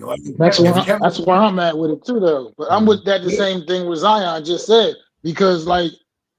It caught me way off guard when I seen the thing like Matt Nagy. I'm like, where the fuck did he even come from? You know what I mean? He wasn't like, it just came out. It just because it came out of nowhere.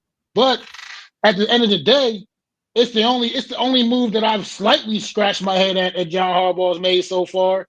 And I'm not going to go over the top because I still feel like he's breathing new life into this franchise. And I'm going to right now have faith in what he's doing. I'm going to have faith in his vision. Is what that's what I'm basically saying. I have faith in his vision.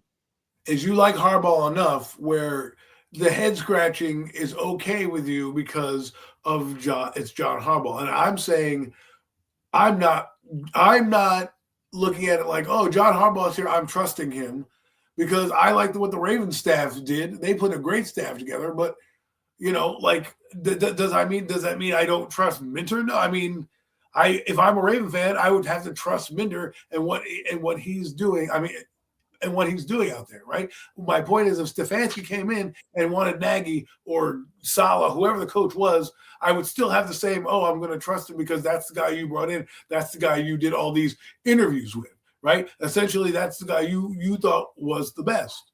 Now, for me, again, there's a lot of great candidates out there, and none of them that we felt was Jim Nagy. And the only reason I feel a lot of people are only okay with it is because it's John Harbaugh. If we had another coach in here, we would be like, what are you doing? How'd you do this? We'd have more. We would. You're absolutely right. Absolutely. And so for me, I'm looking at it like, if Kevin Stefanski were here, I'm going to do the same thing. I'm just going to trust it because you know the guy you're looking for. I've got to trust the head coach, right? Just like Brian Flores trusting Kafka. Do I like Kafka? No. Do I think he was going to be good? Absolutely not. But hey, Brian's going to hire him. That's the guy he believes in. All right, I'll give him a chance. That's how I'm doing it. John believes in him. I'm not doing it because John Harbaugh is 18 years in the process. I mean, he's the one guy he wanted, he failed to get, and now he's here with Jim Nagy. And I'm just trying to make sure that of all the candidates, there's some up-and-coming guys here that, we all talked about that could have probably been just as good, if not better. And I would have still said that if he hired Davis Webb, I would have said, oh, wow, I'll give Davis Webb a shot. He's young, I guess, John Harbaugh and everything. Even if it was Stefanski. I would have been perfectly fine with that. That's what I would have loved Davis Webb, honestly. I would have loved I wanted Davis Webb. For me, I'm not just going to say I love the Jim Nagy thing because of John Harbaugh. I'm going to be like, right, well, that's who Harbaugh wants, right? I'm not going to be like, well, John Harbaugh, trust the process. That's not me. I'm not going to go blind and say, I don't really trust it right now. We'll see if it works out. Just like it would be if Kevin Stefanski were here, I'd do the same thing. I don't really like it, but Stefanski chose the guy.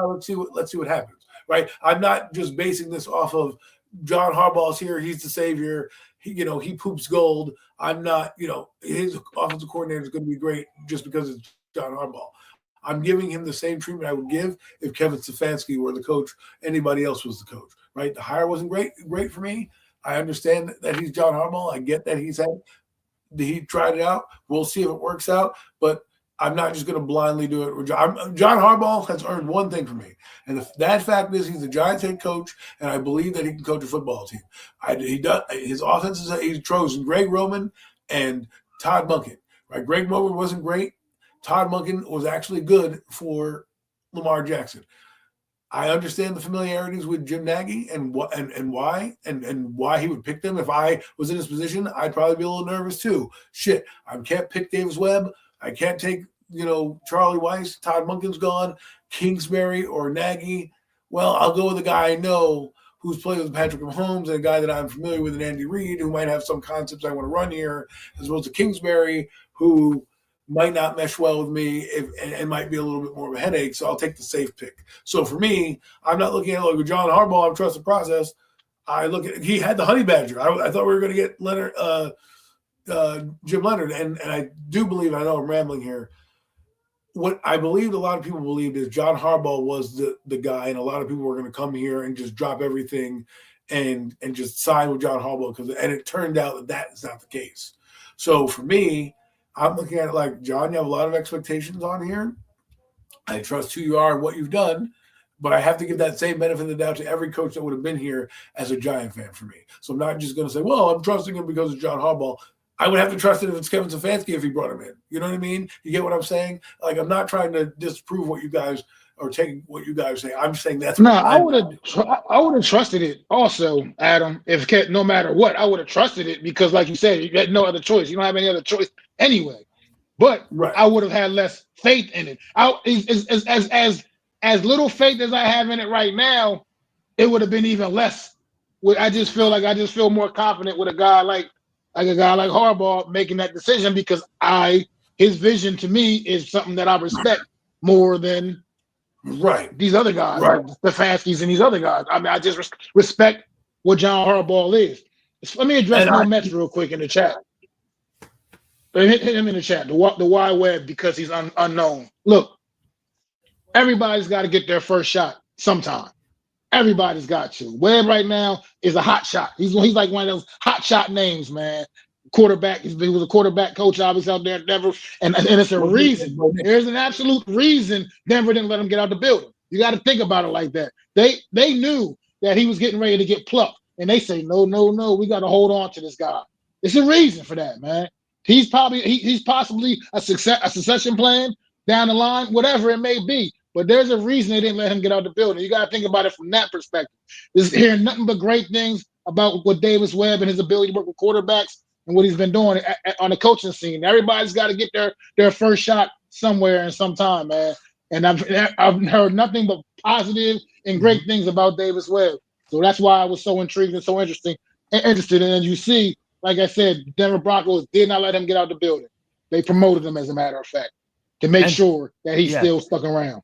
To add on that, No Mets, even when he was at Texas Tech, he already knew that he wanted to be a coach in the NFL. He already knew realistically that he wasn't going to be a top pick in the draft. So he already had his mindsets on coaching at Texas Tech. And when he even was here at the Giants, I hate saying this, but he did help develop Daniel Jones as well. Every sideline that he'd been on as a player, he was a player's coach. And like Mac said, his development over the last 6 years in the NFL of him coaching up these young quarterbacks, his resume, when you really take the time to really look at it and dig in on it, it really speaks Sanders. And every organization has a person that talks highly. I want to say every organization, but he's talked highly of around the league. And for Sean Payton to fire his offensive coordinator and promote Webb, that tells you something right there. I think Webb is probably going to be in the head coaching search again in next year's cycle, and I think he'll probably be a head coach here in the next couple of years. When you look at it, we just got done talking about it too.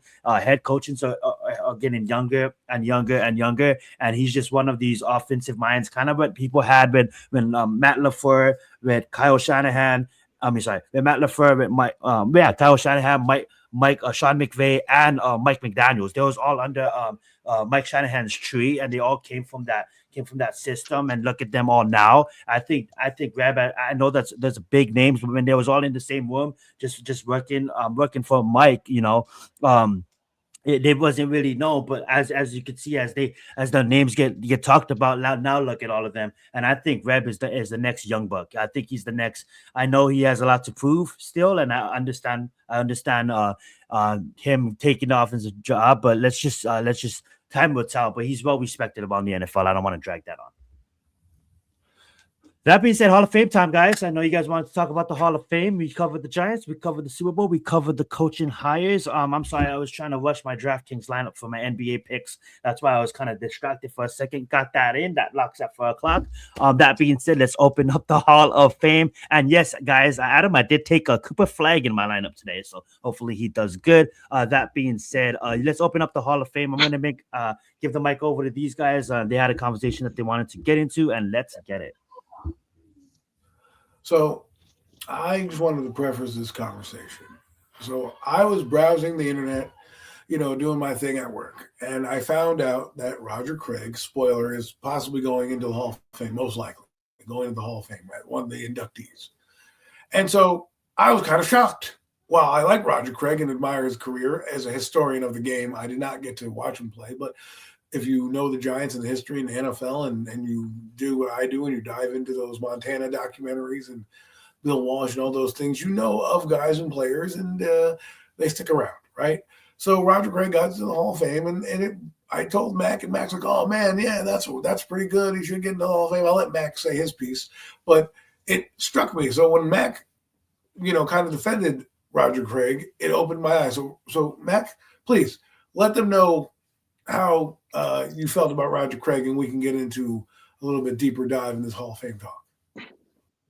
Well, I just said it because Roger Craig, I mean, he wasn't, I wouldn't necessarily call him, it is hard because you're talking about the Hall of Fame here.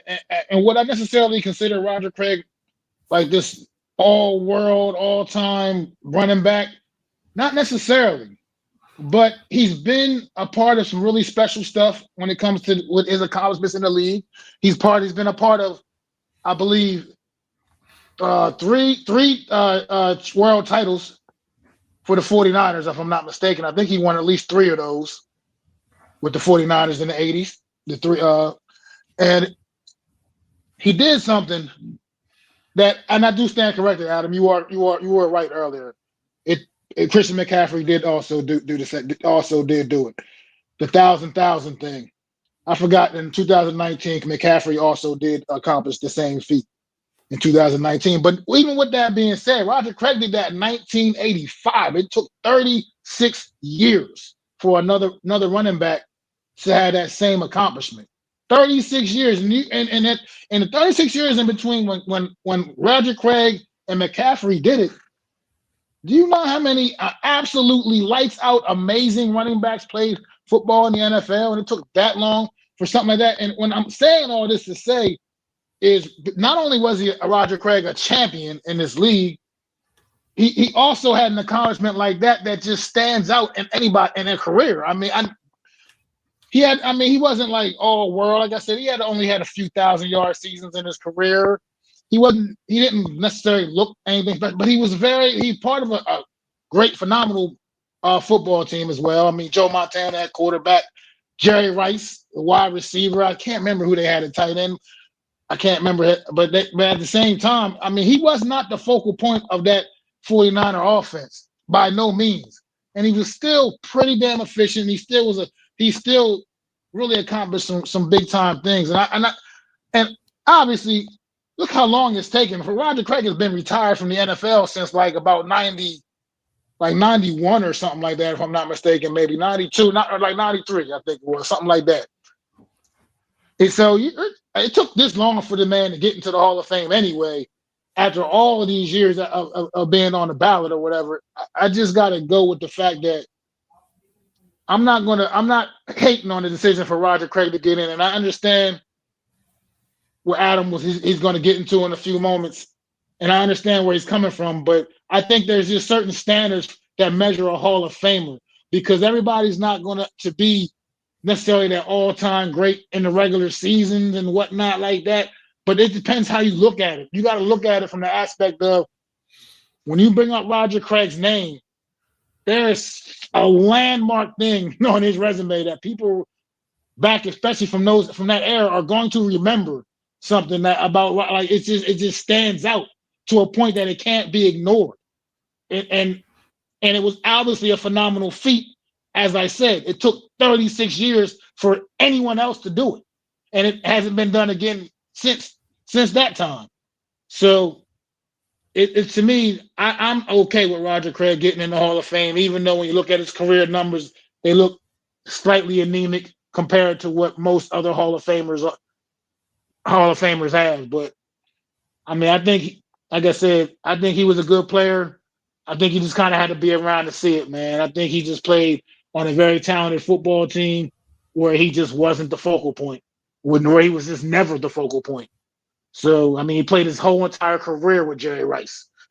So it's like he just, the fact that he did some of the things that he did to me is why I think I'm okay with him being in the Hall. Well, this is a bigger discussion than just what I'm about to bring up. The bigger I will pass discussion Adam, not to take away anything from this conversation, but I just want to say thank you, Bruce, for being here, man. We really appreciate it. And Eli is going to get into the Hall of Fame eventually. We'll cover that a little bit later, but I was kind of pissed off about that. But don't want to take away from the boys' conversation. Continue, Adam. I'm sorry about that. So the point is, the Hall of Fame needs to figure out how they're going to induct people. Because while I hear what you're saying, Roger Craig was a good player.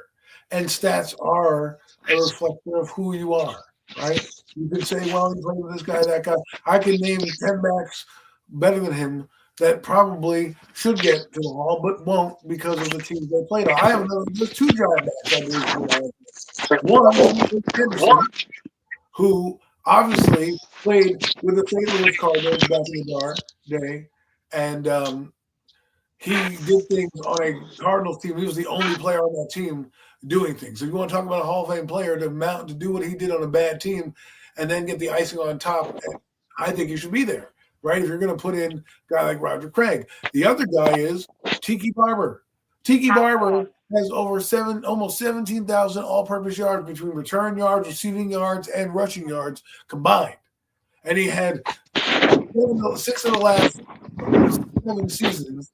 He had 800 yards. The 2 last seasons, he had 1,800 yards apiece. And so we then go, well, he doesn't have a championship or he doesn't. We always do that to. We always do that. Echo on your behalf, Matt. There you go. All right, continue, Adam. We always do that on goalposting. We move the goalpost for people, and to me, the Hall of Fame, like in baseball, when you win baseball, if your career lasts, 15 years, you hit about 300 home runs, and you average about 300, you're going to the Hall of Fame, right? You get like close to 300 RBIs, you're going to the Hall of Fame. They just have this number where, we're going to put you in, and you're going to be up for discussion. Whereas the NFL Hall of Fame is a lot of pencil neck media people who are biased and have views like maybe what Mac is saying, like he may not have been good, but I liked him and he was nice to me and I liked what he did on the 49er team. I'm going to vote him in, as opposed to a guy like Tiki Barber who isn't squeaky clean off the field, had his fumbling issues, but still ended up being one of the best backs of his generation for that 5-year span. I mean, Tiki Barber just got better and better and better and better his last couple of years, whereas Roger Craig, when he hit that, did not get better and better and better and better. He had that plateau. They won in 85, and he just was an average back after that rode the coattails of a great team. So if you're going to put in a guy like a Roger Craig, and the only demarcation he has more than, let's say, Tiki Barber is his 3 rings, then I have to look at circumstance. Well, what did Craig have? Well, he had Joe Montana in those teams. Tiki Barber had Kerry Collins, Dave Brown, and then on the early Eli Manning to his career, and then they didn't have great receivers and things like that. There weren't Hall of Famers across the board. It's the same thing with Monique Toomer. right? You look at Amani Toomer, you could argue that Amani Toomer is a Hall of Famer. You could argue that. I'm not putting him in, but there are guys like that who are cusp players who are good that just to me are like, if they had a little bit more yardage or they did this, they might be in there. Tiki Barber was that guy. And I think if Tiki Barber wins the Super Bowl, we're not even having questioning this right now. It's the same thing with Phillip Rivers. If he won a Super Bowl, we're not even questioning whether that or not that the guy's a Hall of Famer. We just know that he is. And so my argument is more about the Hall of Fame in general and less about Roger Craig. I do believe there needs to be some type of like demarcation. We're not in the 70s anymore. We're not, Lynn Swans and those guys. Yeah, their lineage is great. If you wanted to induct the whole team, then induct the 72 Steelers and just put their name in the Hall of Fame. That way the 72 Steelers, all of them get in the Hall of Fame, but you don't have to have an individual accolade. He's going in as a running back. He's not going in as the 49er team, right? He's going in as Roger Craig, the running back. So to me, if you're going to individualize the award, then let there be standards. If the guy meets the criteria, what does he do? Was he one of the top of his position? Did he check this box? Did he check that box? Bang, and put him in. Because guys like Priest Holmes should be in. It's the same argument I had with Terrell Davis. Terrell Davis was a good player. He helped John Elway win a Super Bowl. Do I think he's a Hall of Famer? Not at all. Not at all. But he's in the Hall of Fame anyways because he won 2 championships and helped John Elway win those 2 championships. So to me, at what point are we going to put in the players that are actually deserving of it and not give guys a pass because they played on a team and we're going to give a guy, like Eli Manning.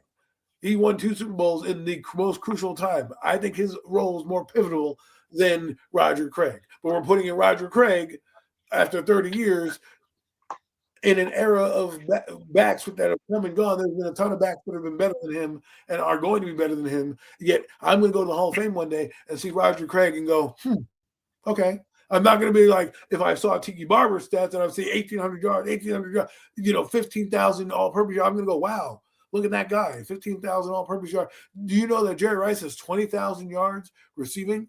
So to say 15,000 all-purpose yards from your position is a big deal in the NFL when guys catch for 15,000, catch for 14,000. Hell, Emmitt Smith ran for damn near 18,000, right? So there needs to be, for me, going forward to the Hall of Fame, fuck your pietists, fuck all your personal vendettas, make a line of demarcation. This is the bare minimum we're going to let in the Hall of Fame. 10,000 yards, 50 touchdowns, and then we'll put your accolades against other players, and then maybe that is what will push you over here. If a guy won a championship, maybe that'll boost you a little bit. Because if we're looking over at overall resume, I can't take the 3 Super Bowls away, but I also can't take away Tiki Barber's 15,000 all-purpose yards either, and say, well, he can't get in the Hall of Fame, right? It's like Brian Mitchell. Brian Mitchell is a 18,000 yard return man in the NFL. Should be in the Hall of Fame. Devin Hester, thank God, got there. He's in the Hall of Fame. Eric Metcalf should be in the Hall of Fame.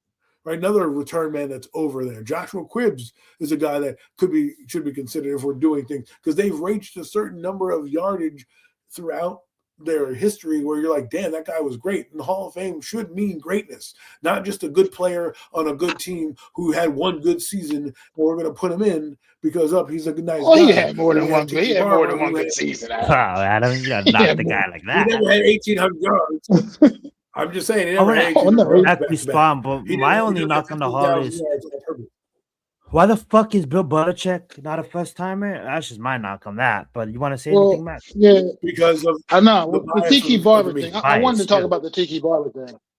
I do want to talk about Tiki Barber because I like Tiki Barber. Obviously, I'm a Giants fan. Of course, I used to love Tiki Barber when he played for the New York Giants. And I think you're right, Adam. The final 5 years of his career were absolutely lights out. He was amongst the top running backs in the league in his final 5 years. I think what Tiki Barber is suffering from a little bit, though, is a little bit like kind of like what Eli, I think, is kind of dealing with. Eli Manning played in a great era of quarterbacks, and he was overshadowed a bit by some of those great quarterbacks he played amongst. But he has amazing accomplishments and absolutely belongs in the Hall of Fame. And I agree with that. Tiki Barber, I do agree. There's a strong argument to be made that he should be in the Hall of Fame. But I'm going to run down a little list I got for you. And these are guys that all played in the same time frame with Tiki Barber. Now some of them were a little earlier, but they still all of these guys I'm about to name played at some point in time during the same time Tiki Barber was playing in the NFL. And I got Damian Thomason, Jerome Bettis, Marshall Faulk, Eddie George, Edgerrin James, Hall of Famer. Edgerrin James, Sean Alexander, Jamal Lewis, Terrell Davis, Curtis. It's not about Roger Craig. I'm talking about Tiki Barber now. Roger Craig is like you said, that's a whole different thing. But I'm just saying. I understand what you're saying about the era of guys. That's not my issue. I can't just say, well, the era of guys, because I know that Damian Thompson did that. No, let me land this plane. Let me land this plane real quick. But my thing is, what I'm saying is, out of those guys that I just named, Emmitt Smith is also another one of that played during the same time. I mean, he was at the end of his career, obviously, but still. My point is, which one of those guys that I just named that the average, maybe just even kind of just football fan would say Tiki Barber was better than that guy? Well, I mean, and it's tough. I'm not saying he wasn't good. I'm not saying that he was great, that he wasn't great. I'm just saying those are the kind of guys he was being measured against. Listen, and I don't know what the Hall of Fame committee looks at. You said what? But I think you're missing. I think Eddie George should be in the Hall of Fame, but I think you're missing my overall point here, and that's not about. It's not about the class that you're in. I can't be mad that you're in a great group of class, because all those guys you named should be in the Hall of Fame. Eddie George should be in the Hall of Fame because all those guys you mentioned have 10,000 plus yards or more. They've done enough in the NFL to get there and warrant to get in there, right? As an individual award, that's what the Hall of Fame is. I can only base it on what I see at the end result.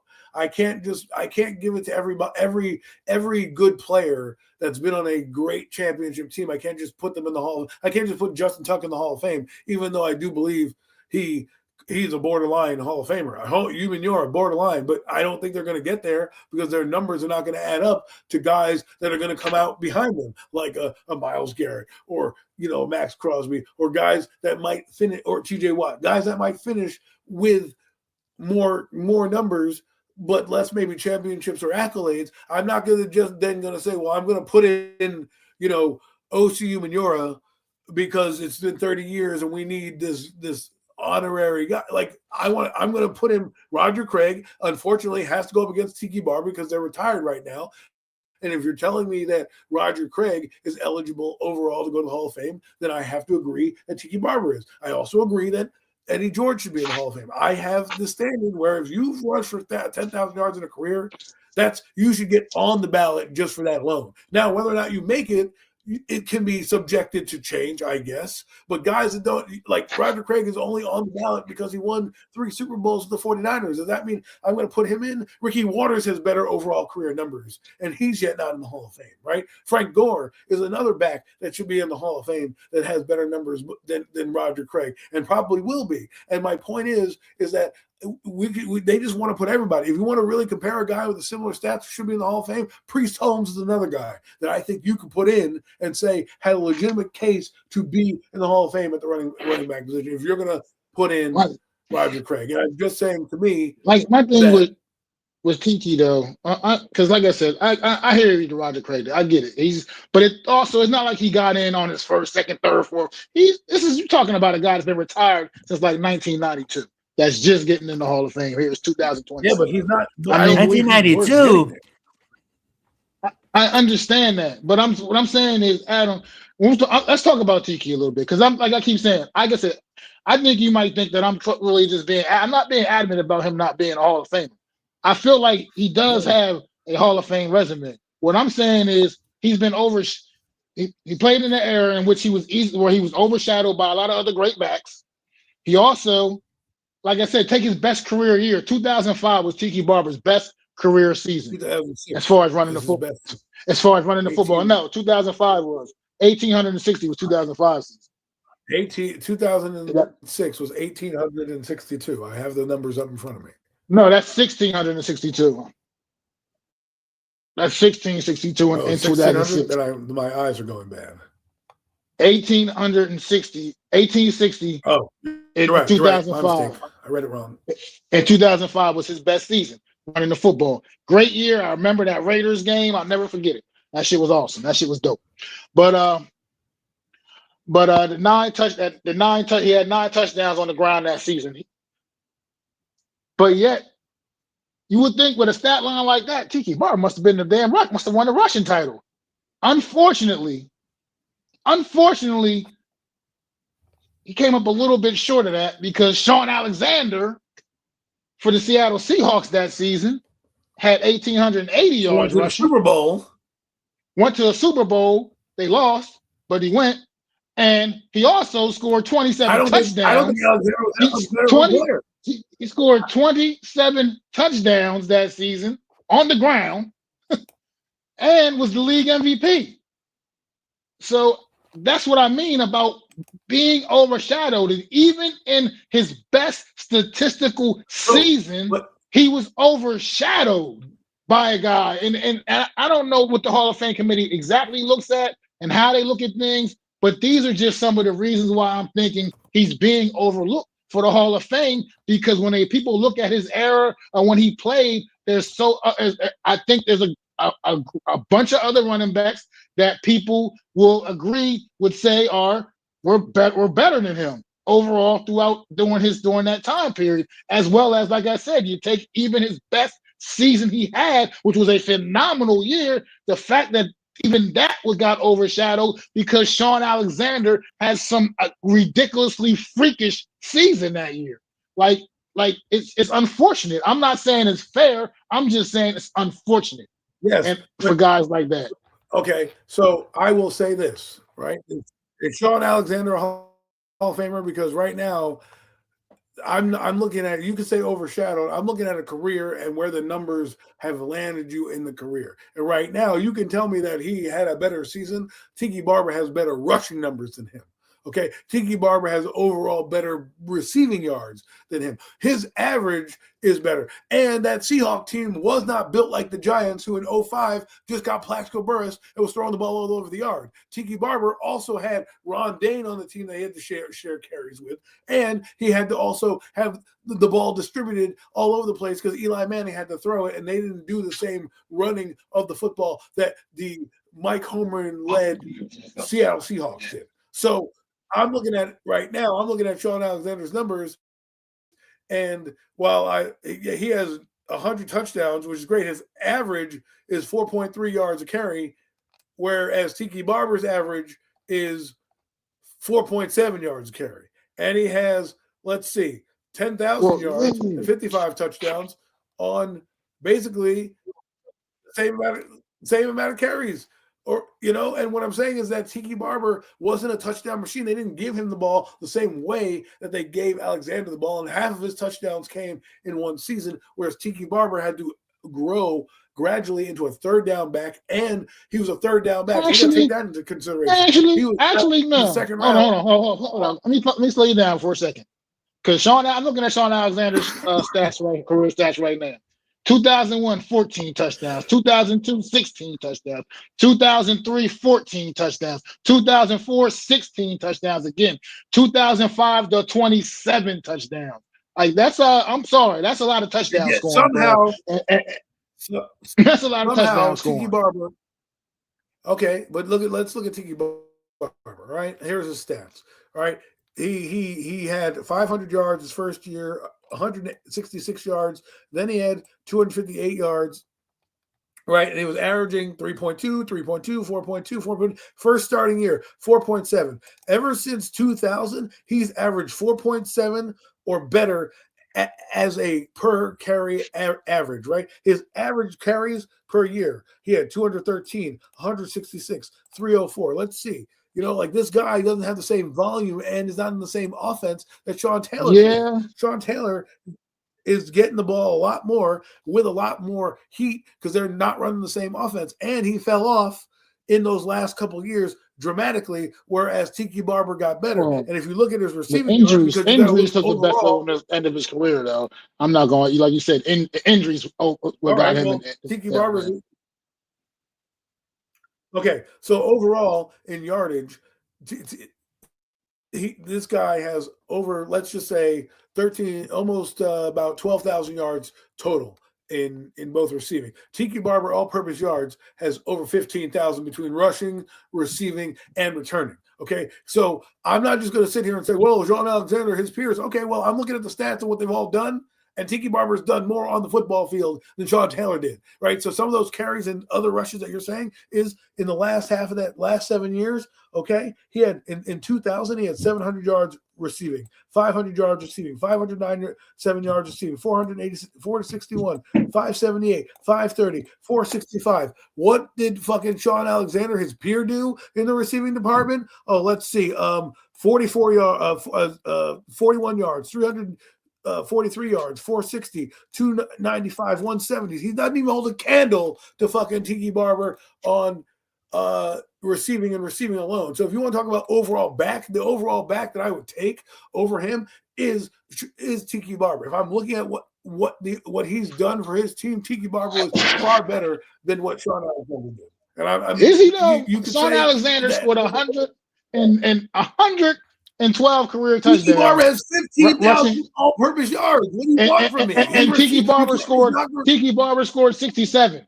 I mean, because you're talking about, like you said, we're bringing up stats though, Adam, and touchdowns are a stat too, right? Sean Alexander almost doubled up Tiki Barber in touchdowns. Almost doubled him up. Exactly why.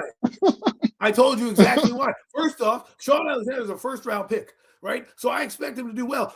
Tiki Barber was a second-round pick and has not only had that, he had 5,000 yards. And I told you he also was a receiving game. It was a dual threat out of the backfield where Sean Alexander was not. So I'm not just arguing that he wasn't. You're right. He wasn't. I'm just saying, but like Sean, you brought up Sean Alexander. I'm bringing up Sean Alexander. I would argue that Priest Holmes is better than Sean Alexander talent-wise too. But because of where he played in Baltimore the first 4 years, he didn't get the carries that he needed to get into the Hall of Fame, right? And if we're talking about the Hall of Fame and getting in there, Tiki Barber, when you put it on the list of things, should be up there even over a guy like Sean Alexander, who, while, yes, he led the rushing titles and everything like that, Tiki Barber, I'm not just going to take his 5,000 yards away and throw it to the wayside, or his 1,100 yards in receiving. He was very versatile in that regard. Something that that's what you seem like you're doing with his Sean Alexander's touchdowns, though. That's what it seems like you're doing with his touchdowns. All I said was as if that didn't matter. Like you're almost kind of being very nonchalant about the touchdowns. What if Tiki Barber gets in next year with Eli? Is that possible? They won't do that. That would be weird. All I'm saying is he got 100-yard touchdown, right? So we're taking the touchdowns and we're going to say, well, I know a lot of guys that get a lot of touchdowns. Does that make them Hall of Famers? I'm looking at them across the board.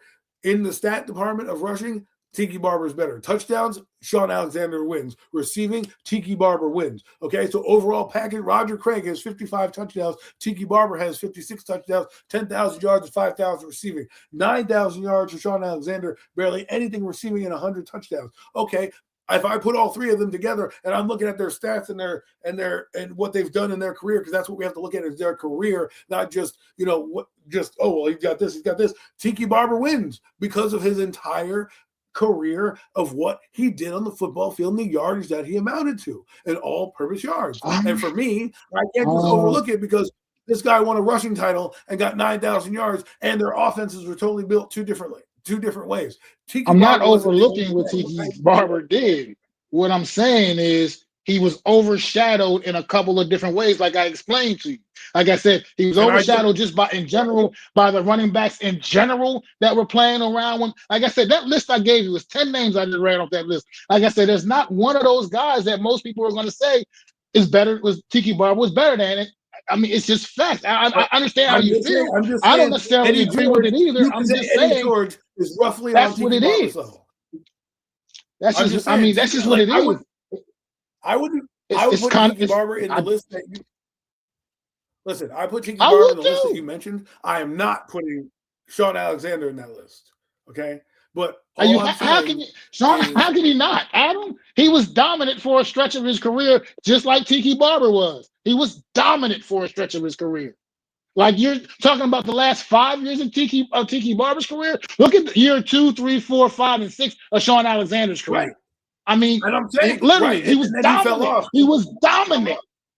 So was Tiki. And the only guy that beat him was the guy that fell off. And now when you look at the stats and you put it down there and you're sitting there and you're looking at the resume, right? And we're sitting here, sure, he was a better runner, right? And so was Eddie George. But if you put Tiki Barber's overall yardage against a lot of those guys, he'll move up the charts overall. But the reason he's not is because I'm just saying, you can't just look. You have to look at everything. If we're counting, I'm counting receiving yards. I'm looking at return everything. yards. That's what I'm looking at. Sean Alexander was And a I league look at- I MVP. He was a league MVP. Okay. Not offensive player of the year. He was a league MVP. All right. I think and yet he doesn't make my cut for the Hall of Fame because he scored the numbers. 27 touchdowns in one season running the football. That was his. I don't even know if he had any receiving touchdowns that year, but he had 27 touchdowns running the football that year. And no, he did not. He did. He had one receiving touchdown that season. So he had 28 touchdowns total that season. So he had Tiki Barber. I'm just saying, you're talking about two guys who are in different eras of football and getting the focal point of the offense. That Seattle team was built for that Sean Alexander. At the end of their career, you could tell me they dominated. I tell people all the time, Philip Rivers is a Hall of Famer.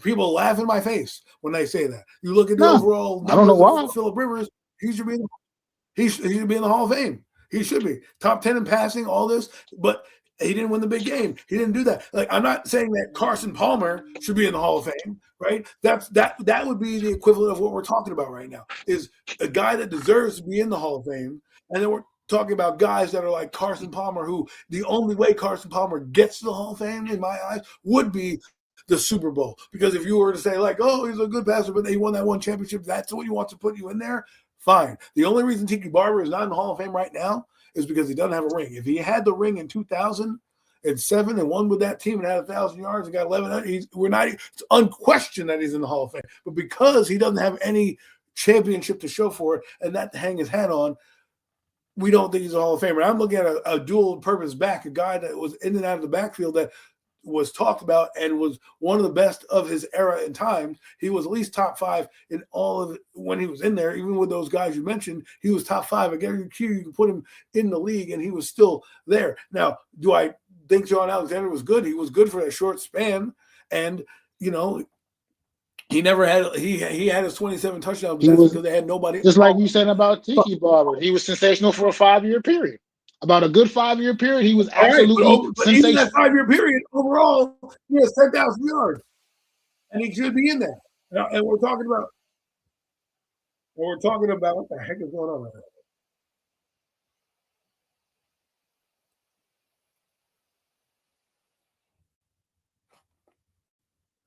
Well, that was crazy. But my point is, and my only issue. You're muted, Mac. You're muted, Mac. The Hall of Fame needs to have a line of demarcation.